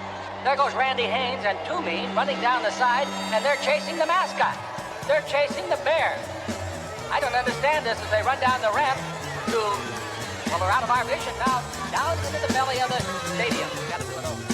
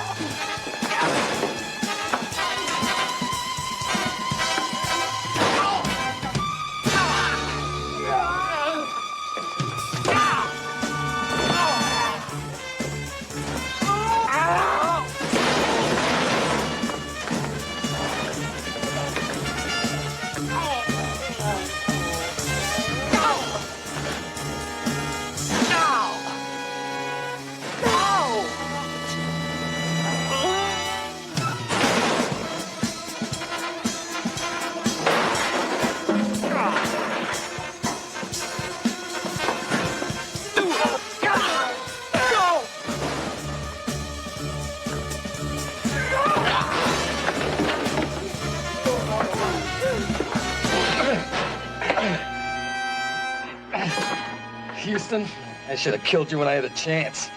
A little late for Monday morning quarterbacking, isn't it, Crusher? You better let him out of there. I believe he's got a football game to play. Right.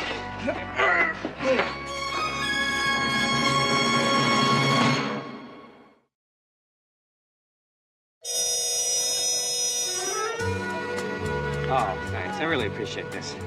You guys are terrific Sunday. Beating the Hurricanes the way you did.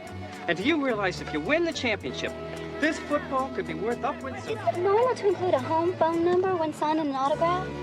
Absolutely. This way, if anyone ever doubts it was really you. We'll just call you up and you can verify it. Matter of fact, maybe you ought to put your home address down there. In case the phone lines are down.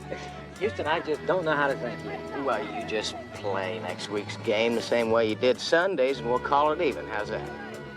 Randy, we are so proud of you. Why don't we go have a Texas steak with all the trimmings? Well, I would love to, CJ, but I've already got plans. Oh, you do? Well, you see, in the interest of Bearcat team unity, I'm going to sort of take the cheerleaders to dinner. I thought you were in training, Randy. Now, don't worry about it, CJ. I'm sure the girls will give him a good workout.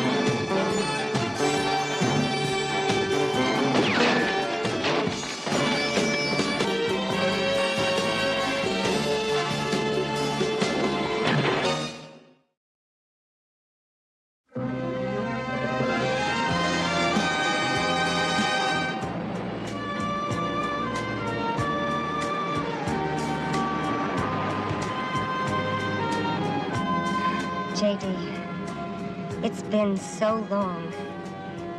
Maybe this is all a mistake, trying to make a comeback. Everything's gonna be just fine. Look,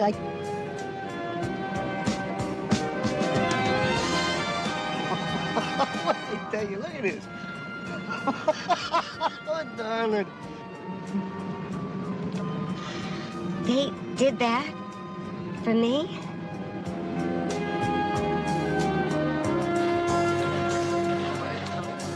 All right, now remember, this is just a rehearsal. Take it easy. Lighten up.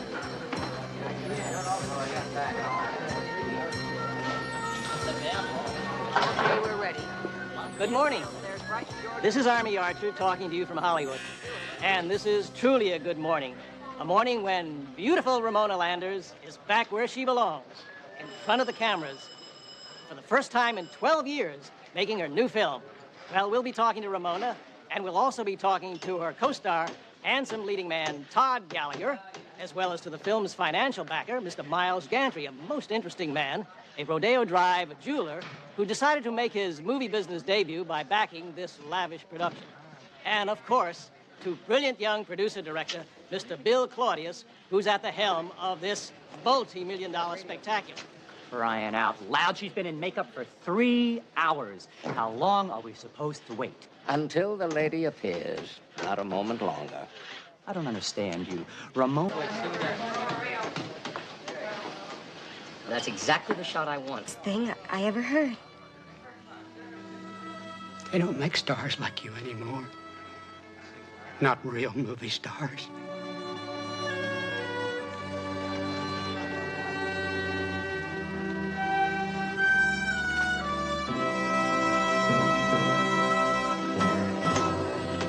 What you still fail to realize is what can make this tired old love story a classic is the age difference between Ramona and you.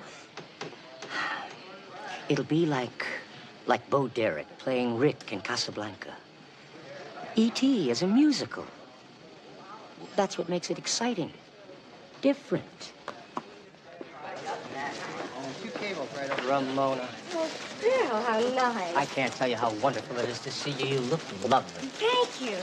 I haven't received the changes we discussed. Yeah, you'll get them tomorrow night at the latest. Good? Good. Ramona. Oh, Welcome back, Ramona. thank you, Army. We're all interested to know why you chose Delilah for your film return. Hey, who you kidding, Army? Well, if it isn't Todd Gallagher, Ramona's leading man. What really interests America is what body beautiful health nut Ramona Landers really has in her orange juice. Oh, just as we thought, folks. Almost straight 100 proof vodka. So that's what keeps the old girl so well preserved. Keep tape rolling.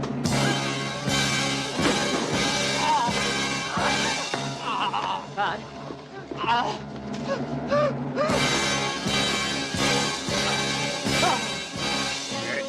Dan, it's just Dane.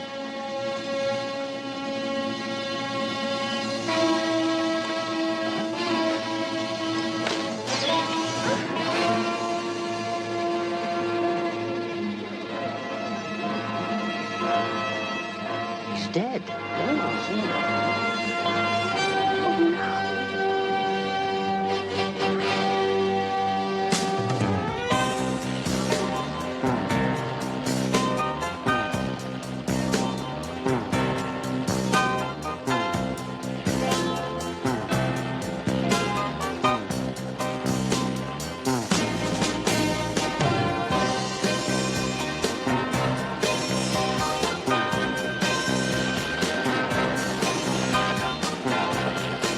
There's an old saying that if you want to deal with someone effectively, the first thing you ought to find out is what his passions are. If the lesson that Murray, Houston's senior VP and financial wizard, never has caught on to, I mean, now here he is, way out at the back of Houston's ranch, trying to talk business with Matt while Matt's wrapped up into the passions of his life. Horses and chili. Texas chili, that is. The only real kind. Own private satellite into outer space just so you can watch the Oiler games live is really not good business practice. I never said it was, Murray. We get the Grand Ole Opry live, too. It's worth whatever it takes just to get to see Dolly Parton and her... No, I don't think this is gonna get it, fellas. It needs 3 more green chilies and 6 more red. 3 more greens and 6 more reds. That's exactly what I said. Didn't I say that? I said 3 more greens and 6 reds. Where are you going? To the office. But I'm telling you, in the hound's ear you did. You were talking jalapeno and cactus. But you're the one that tried to hunt pinto beans in the Texas chili. Wait a minute. Now, let me get this straight. This is the chili that you've been working on all week? This is the chili that you hope to win the contest with? And in doing so, win that horse, a horse that has become so important to you that I have had to cancel 3 corporate meetings and a merger for? I mean, I don't know why you just don't buy the animal. You see where I come from. We figure winning's twice as much fun as losing. And this here's the chili that's gonna do it. So what's your point, Murray? Well, if winning the contest and the horse mean all that much to you, why are you cooking out here? Behind the stable, downwind from the pasture. Oh, you just don't know nothing, do you? This here's Texas chili, the only real kind. The aroma's just all part of it. Houston, come on! Stick around for a while, Murray. You might learn something. Now, wait a minute. Look, I drove all the way out here because you said you weren't coming into the office. Well, that was before I found out that somebody tried to kill an old friend of mine yesterday. You see, Ramona Lander's daughter called the office about 20 minutes ago, and she thinks she knows who tried to kill her mother. Ramona Landers? The movie star? You know her? Know her? Hell, Murray, I bought this ranch from her. If you knew anything about Texans, you'd know that practically makes Ramona family.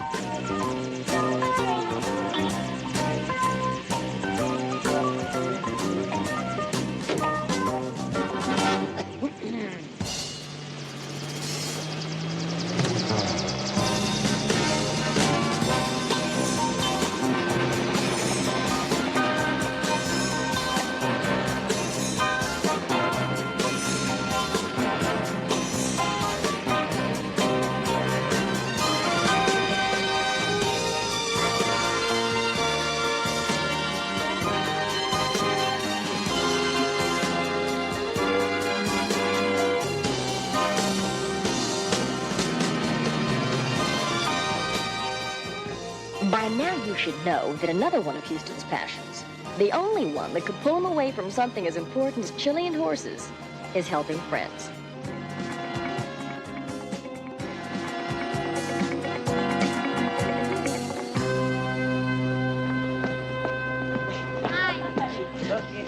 Molly, you're all grown up. Oh, I don't know how to thank you. I didn't know who to turn to. I told you a long time ago, Molly, if you or your mom ever needed anything, all you had to do was call. I meant that. Now, CJ tells me you got an idea who tried to kill your mother. I do. It's my stepfather, J.D. Harris. He's trying to kill her just like he killed my father and twin brother 7 years ago. Well, now, that's pretty strong stuff. Have you got any proof? Well, my twin brother, Eric, who was killed with my father, he told me in a dream.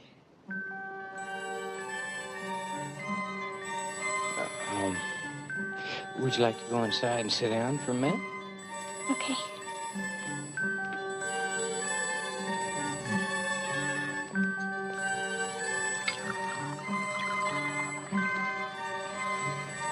First, what you have to know is about my mom and dad. When I try to tell people how much they loved each other, they just kind of smile. I mean, my mom being a famous movie star and my father being an important director. Well, people think they know all about those Hollywood marriages. Now, listen. You don't have to explain anything about your mother's relationship with your dad. Everyone knows how devoted they were to each other. Then how could she remarry just 2 months after he was killed in a plane crash? And especially to J.D. Harris. He was only a stuntman.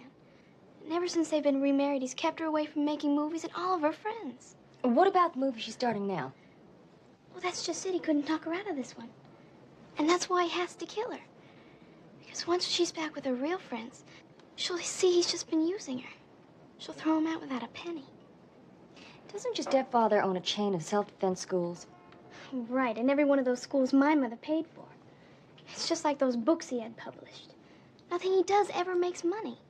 But Mom's made him her beneficiary. That's why he has to kill her. It's because he wants her money. That's what Eric says.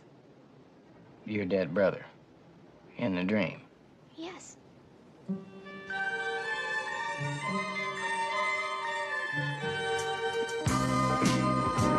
There was no way of telling how much of Molly's suspicions were based on fact and how many were pure fantasy. But Houston reasoned if there was a chance any of them were true, it was best that someone find out. It's a cozy little place you got here. My dad bought it for my mom. They named it Casa de Mantua.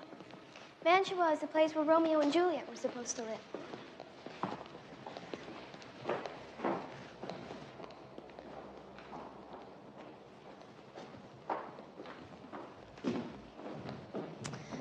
If you'd wait down there, my mother should be upstairs. I'll go see if I can find her. This can save more lives and prevent more rapes than having to fight.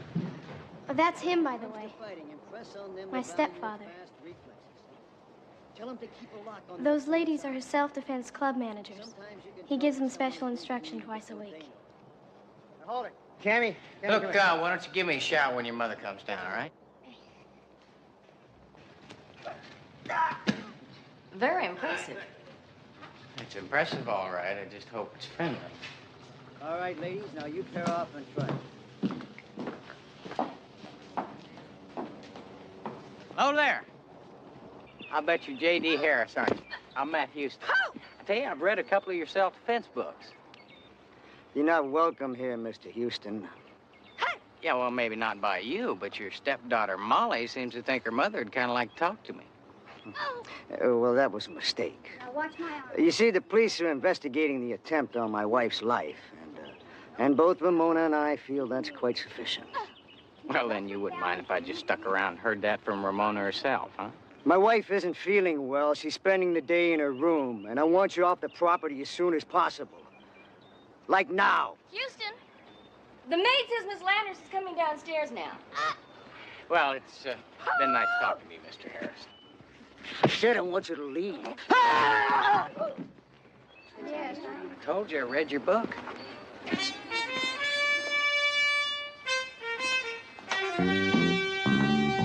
Houston, it's so lovely to see you again.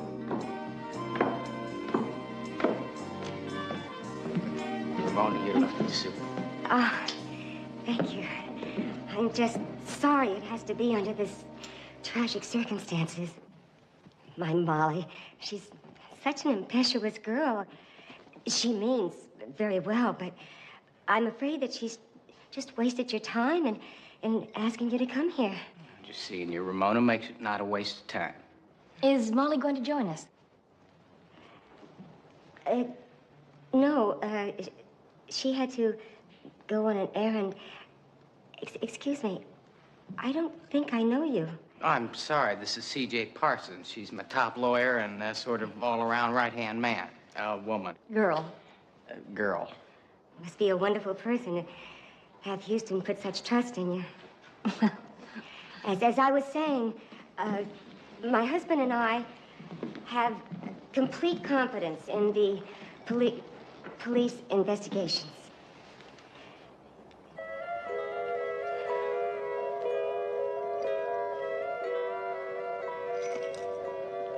Mind if I had a sip of that?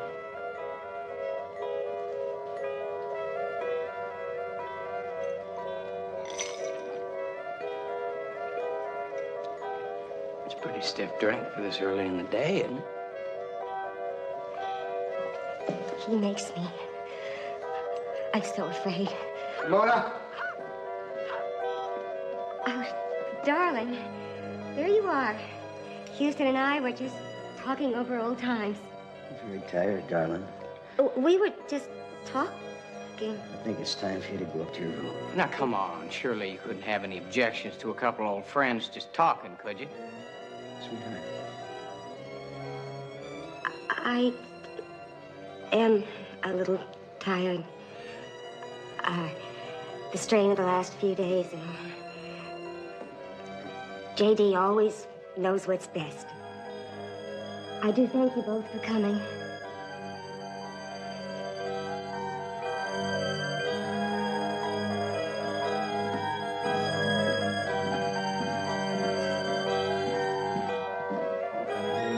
Well, I'd like to say it's been a real pleasure, Mr. Harris, but the only problem is, I've never been much good at lying.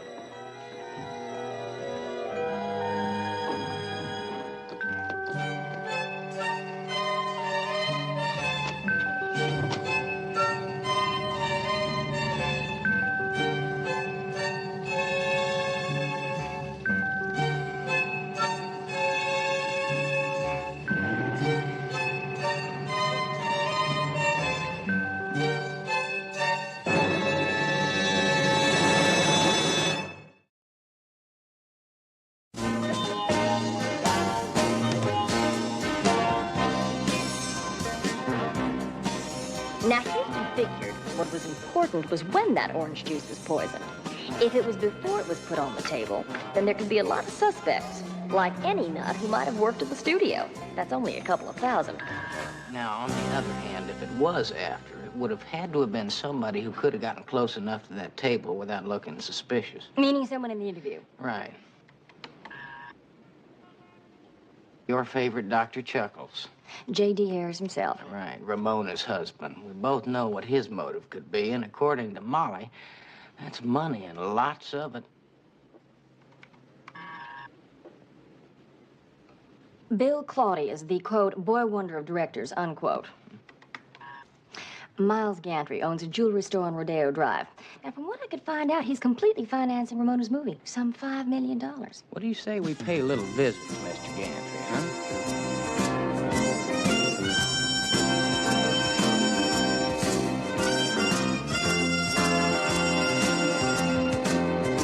Rodeo Drive is right in the heart of Beverly Hills. It's said that some of the most expensive shops in the world are found here. And when you're talking about a jewelry store like the one Miles Gantry runs, well, you're not talking about a store that you can just walk into and browse around. You have to make an appointment. Beautiful Megan wearing diamonds that once had a war fought over them. Our theme for this month's specials is historic jewels in new and exciting settings. The whole ensemble was once $2,000,001. Now marked down to the incredible $1,000,003. Good afternoon. I'm Miles Gantry. May I be of some service? Matt Houston, this is C.J. Parsons. Ah, yes, you called about that dreadful incident yesterday. I don't know what I can tell you. It's terrible what happened to Todd Gallagher. You know, he was the type of young man that everyone liked. He was perfect for that role. Are the police making any progress in finding out who's trying to kill Ramona? Well, Mr. Gantry, the police are working on lots of ideas, but I'm of the mind that the killer was someone close to Ramona. Probably at the news conference yesterday. Oh, but that's impossible. There was just Bill, J.D., and myself. You certainly don't think that I love Ramona. And frankly, I resent your implication that I might want to do her harm. Adorable Audrey, wearing star sapphires from India. They were once paid for ransom by the Maharaja of Kanchipur.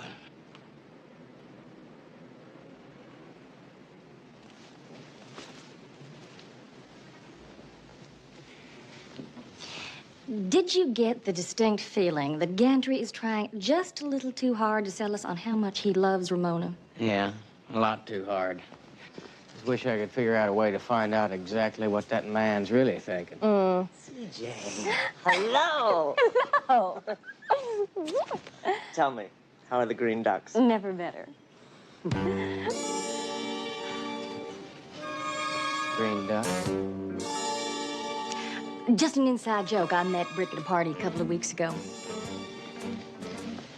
What party? The one you weren't invited to, Houston. The one where I met Rick.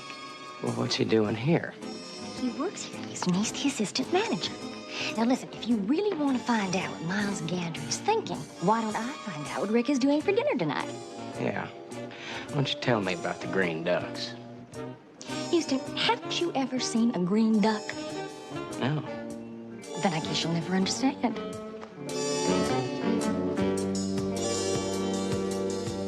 CJ?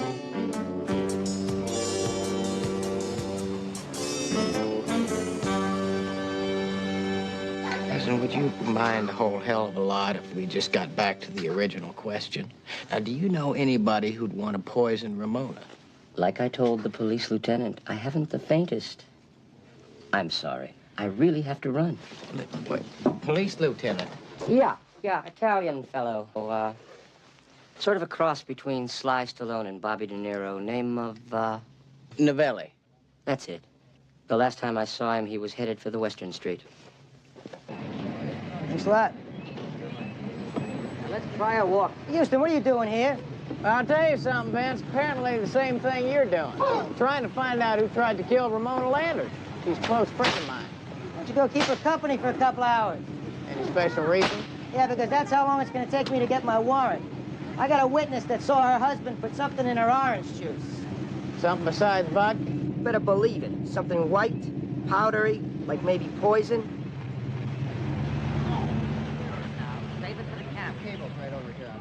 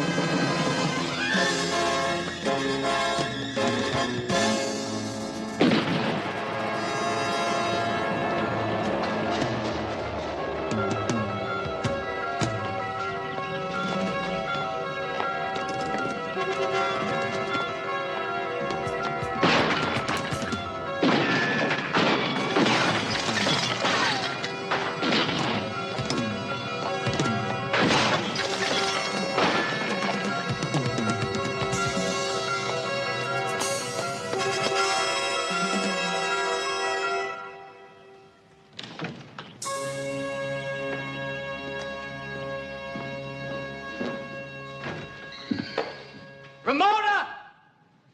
Molly!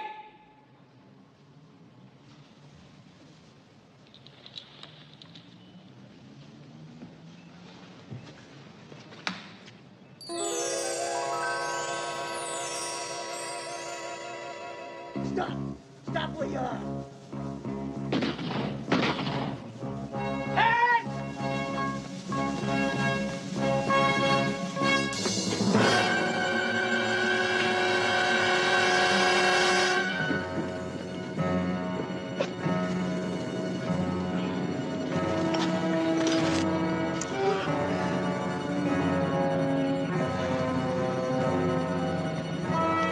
Get an ambulance. It's your husband. Get an ambulance.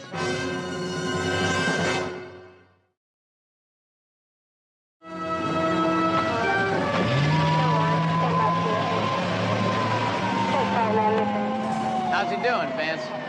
Still alive, but not by much. Was he able to talk, say who shot him? No, they don't even know if he's ever going to regain consciousness. Doesn't make any sense, Houston. It's all upside down. Just when we thought we had our killer, the killer almost kills him. Yeah, I know. How's Miss Landers taking it? Well, she's scared, Vince. At least she says she is. What is that supposed to mean? Well, I'm not sure where Molly or Ramona were while the shooting was going on. I went in the house and I called out for both of them. Well, they said that we're hiding and we're afraid to answer you. I know that's what they said, but they also said Harris told them to stay in the house. The trouble is that neither Ramona or Molly know where the other one was during the shooting. I'm just not sure which one of them to believe anymore. What do you mean? See, I had a conversation with Ramona this morning. She said Molly was on an errand. Wrong. I just talked to Molly, and she said Harris had her locked in her room and her mother knew about it all along. Did you ask her mother about it? Well, of course I did, and she denied the whole thing. See, she says Molly's been having problems, dreams, nightmares, and that kind of thing. She's been imagining things. Listen, I'm gonna have to run and meet CJ. I'll talk to you later. You ever heard of a green duck? No. Right about now, that seems reasonable.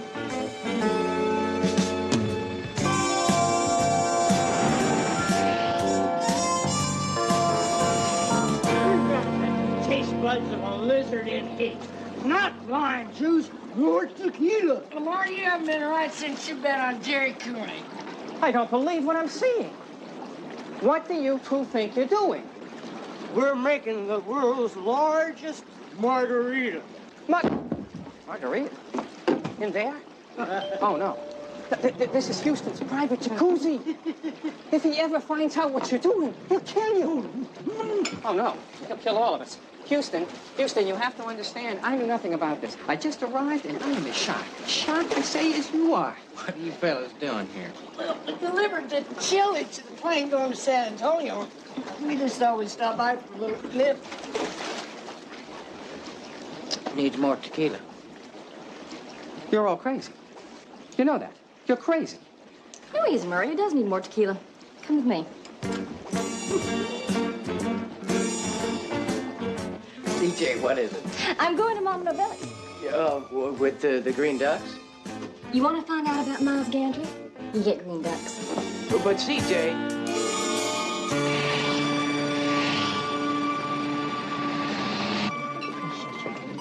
By the way, you're doing really some job because Judah's there enjoying yourself. Are you? And how's Miles doing? I'm so glad for you. I feel like there's some more. Oh, here it is. Good. Oh. I'm sorry.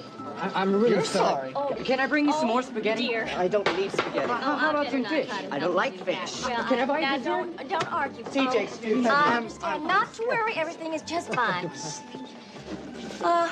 Dear, well... CJ. Houston? I should have known it was you. What'd you find out? Well, first of all, Miles Gantry lied to us. He hates Todd Gallagher as an actor as well as a human being. Why'd you put him in his movie? Because Bill Claudius wanted to be in it. In fact, he insisted upon it. Now, I want you to fasten your seatbelt when I tell you this last piece of information. Have anything to do with green ducks? Houston, forget the green ducks. Now, according to my dinner partner, Gantry expects the movie to be a total disaster. Thinks Ramona is over the hill and thinks you might as well just strike a match and burn up the whole $5 million. Why would a man sink $5 million into a movie when he knows it's going to be a bomb? Listen, I'll make phone calls.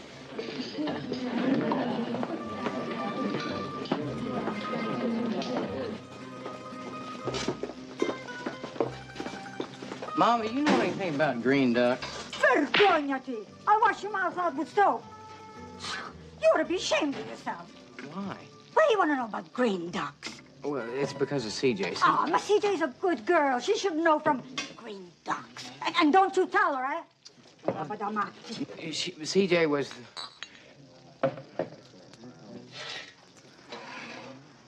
told me about the green ducks. Hello? Molly, listen, I gotta ask you a question. You know that diamond necklace your mother was wearing this afternoon? Was that real or was it a copy made for security purposes? Oh, definitely real. Mom doesn't like fake jewelry. She says only the real ones have any life. That's what I thought. I'll talk to you later.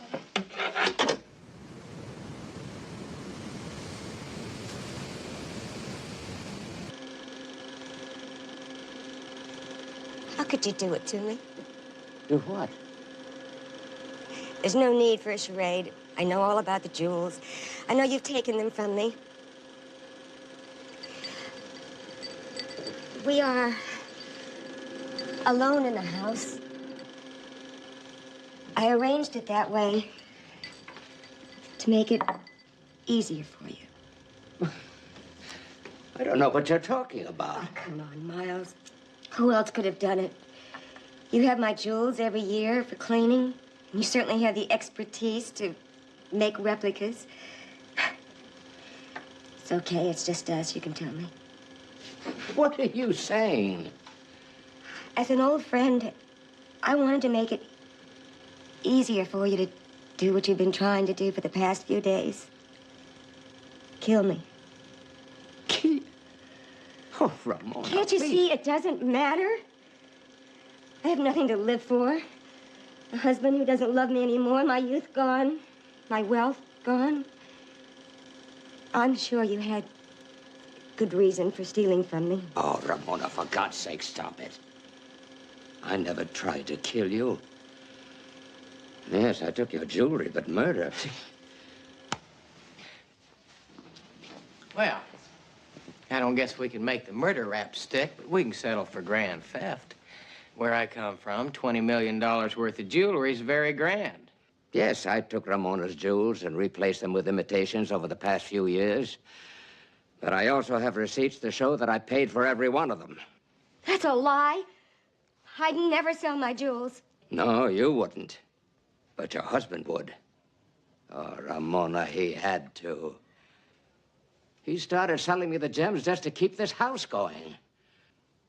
Then in the last few years, when you started drinking heavier and heavier, he was afraid you'd have another nervous breakdown. He thought a movie offer would bring you out of your depression. But there were no movie offers. So he created one. Sold off the last of your jewels. Gave the money back to me so I could finance your comeback. I don't believe you. I'm not going to stay here and listen to this. Oh, yes, you will listen. You know, there's an ugly rumor around town, Ramona, that you may have put the poison in your own drink rather than risk a comeback. That's crazy. Is it, Ramona? Is it really?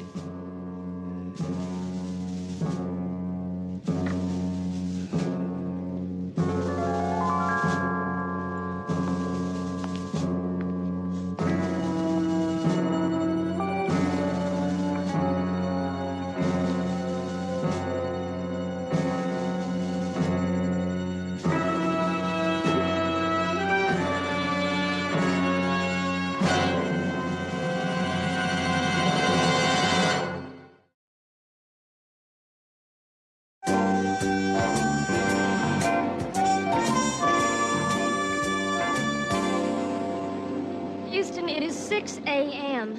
You have been soaking all night, and we're not getting any closer. I know it, CJ. That's because this is Hollywood. You see, nothing's real in Hollywood. It's all fake. The diamonds were fake. Gantry was fake. This whole town is based on illusion. It's not what you see, but what you think you see. Just illusion. Wait a minute. Illusion. CJ. Maybe that's what this whole thing is about. CJ, let me ask you a question. Who's dead? I am. Houston, if my brain is ever gonna work again. No, CJ, I'll tell you who's dead, and that's Todd Gallagher. You put up that interview tape we were looking at before. If I'm not mistaken, he said something just before he died.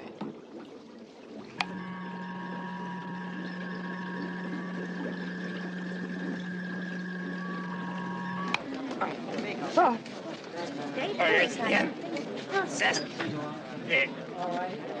Incestuous murderer's damn dame. Must be talking about Ramona. No, he didn't say dame as in woman. He said Dane as in Denmark. Oh, that sure clears it up. CJ just might have it that. If Todd Gallagher was the intended victim, CJ, I want you to get all the history you can on Todd Gallagher. You may have just told us who his killer was.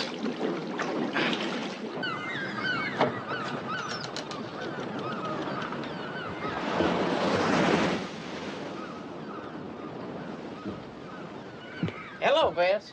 Houston, what are you doing here? Probably the same thing you're doing, just trying to follow up a lead. Go home. Clip coupons. It's a waste of time. Just another burglary.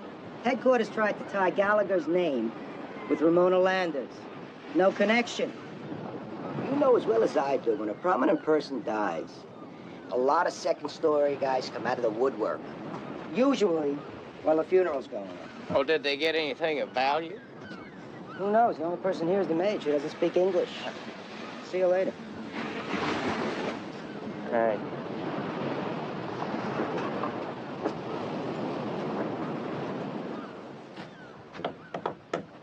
Buenos dias. Me llamo Matt Houston. ¿Se habla usted inglés? ¿Se habla usted anything?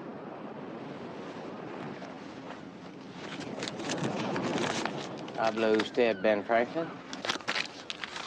What do you want to know, cowboy? That's what I thought. Tell you, I need some information. Mr. Gallagher have a special place where he'd hide special things like a safe or anything like that? Oh, see, a very secret place. Good.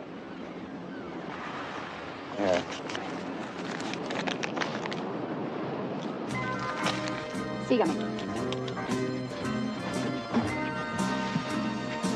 Aquí. Underneath the hatches. Super.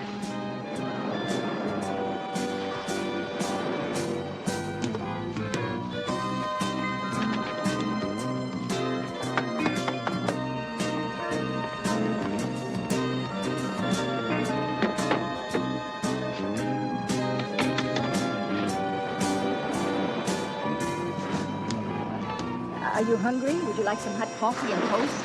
I'd love something. Let's make mine black.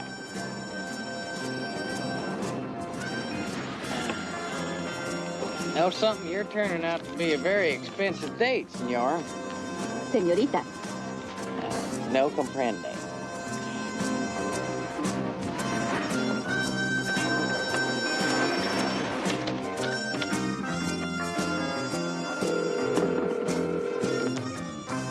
CJ, what'd you get? The information you wanted on Todd Gallagher? About 8 years ago, when our friend was in college, he did appear in a production of Hamlet. Yeah, let me guess. He played the role of Hamlet. Houston, if you knew all this, why did I bother?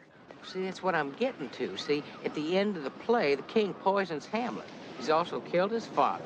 And he marries his mother, then he kills her off, too. They talk about violence on television. Anyway, he attacks the king, saying, incestuous, murderous, damn dame. Oh, terrific. Now all we have to do is find out who the king is. I think we just have.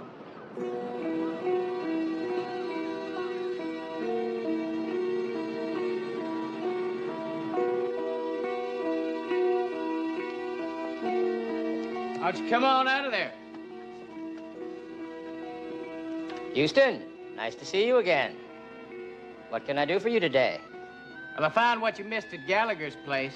Your press clippings from Leland College. I'm not sure I know what you're talking about. Well, I think you do.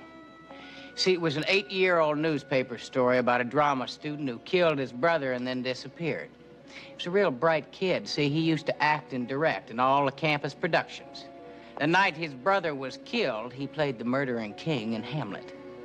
Well, it would appear my career in Hollywood is over. Actually, I was getting rather bored with it anyway.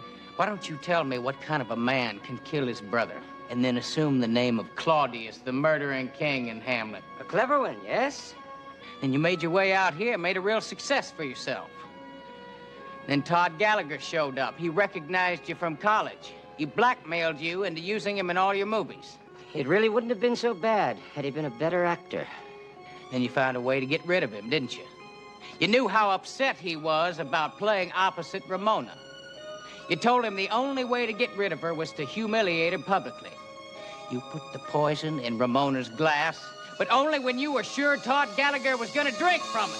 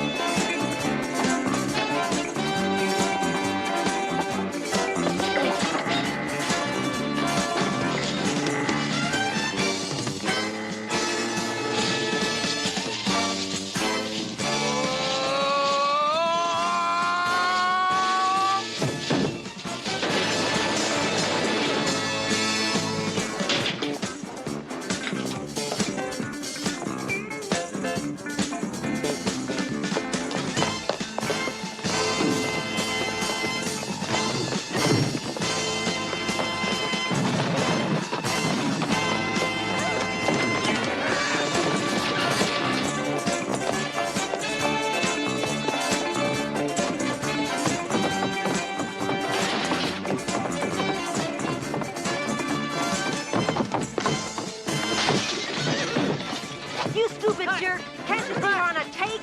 Cut. Hey, go back. Go back.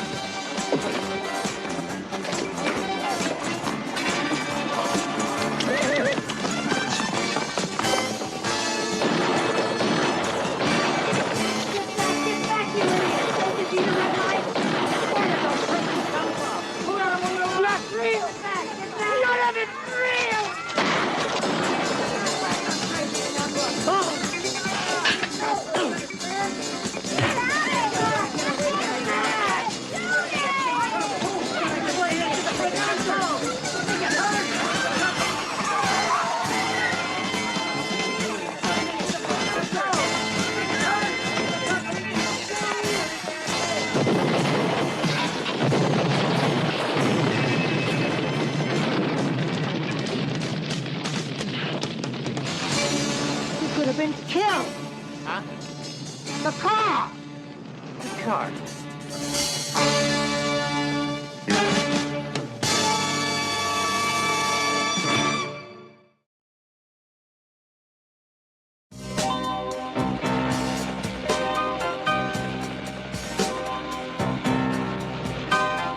About a week after Houston almost exploded himself into movie history, J.D. Harris was released from the hospital. And he explained that the white powdery substance he was lacing Ramona's drinks with were in fact multivitamins to keep her strength up. And Ramona, finding out how much her husband really loved her, well, she seemed to be getting better herself. But the news that has Houston all excited today is that he found out he won the chili contest. And his prize horse was already here. Oh yeah, the bad news. I'm afraid that's what Bo and Lamar are about to spring on him. My horse. He's here. He's in there, isn't he? Well, yeah, but, But what? well, it's nothing, Houston. It was just kind of good news and bad news. Like, you remember we had that rain last night? Wait a minute, he didn't take sick, did he? Oh, no, nothing like that. It's just that, well, he kind of, Shrunk. yeah.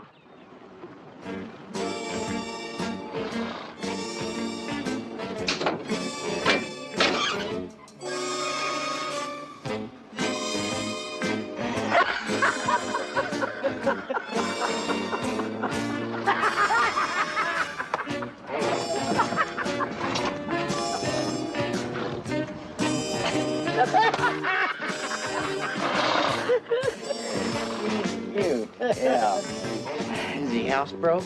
Well, he causes no problem yet. Good.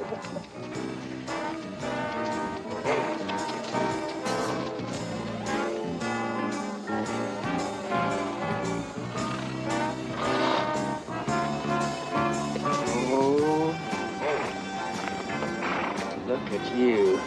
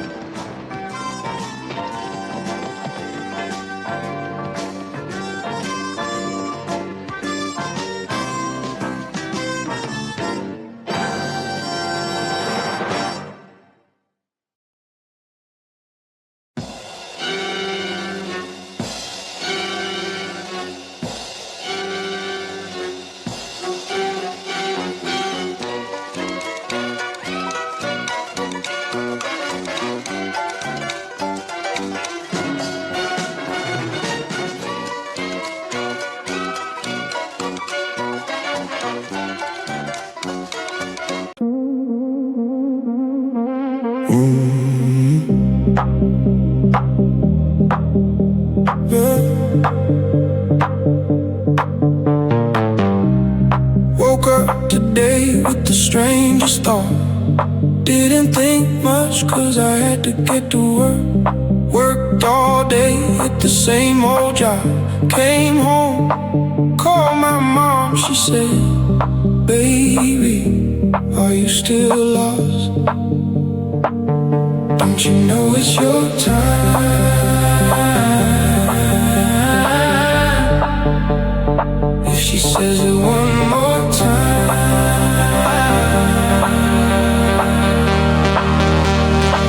I think I might become a believer.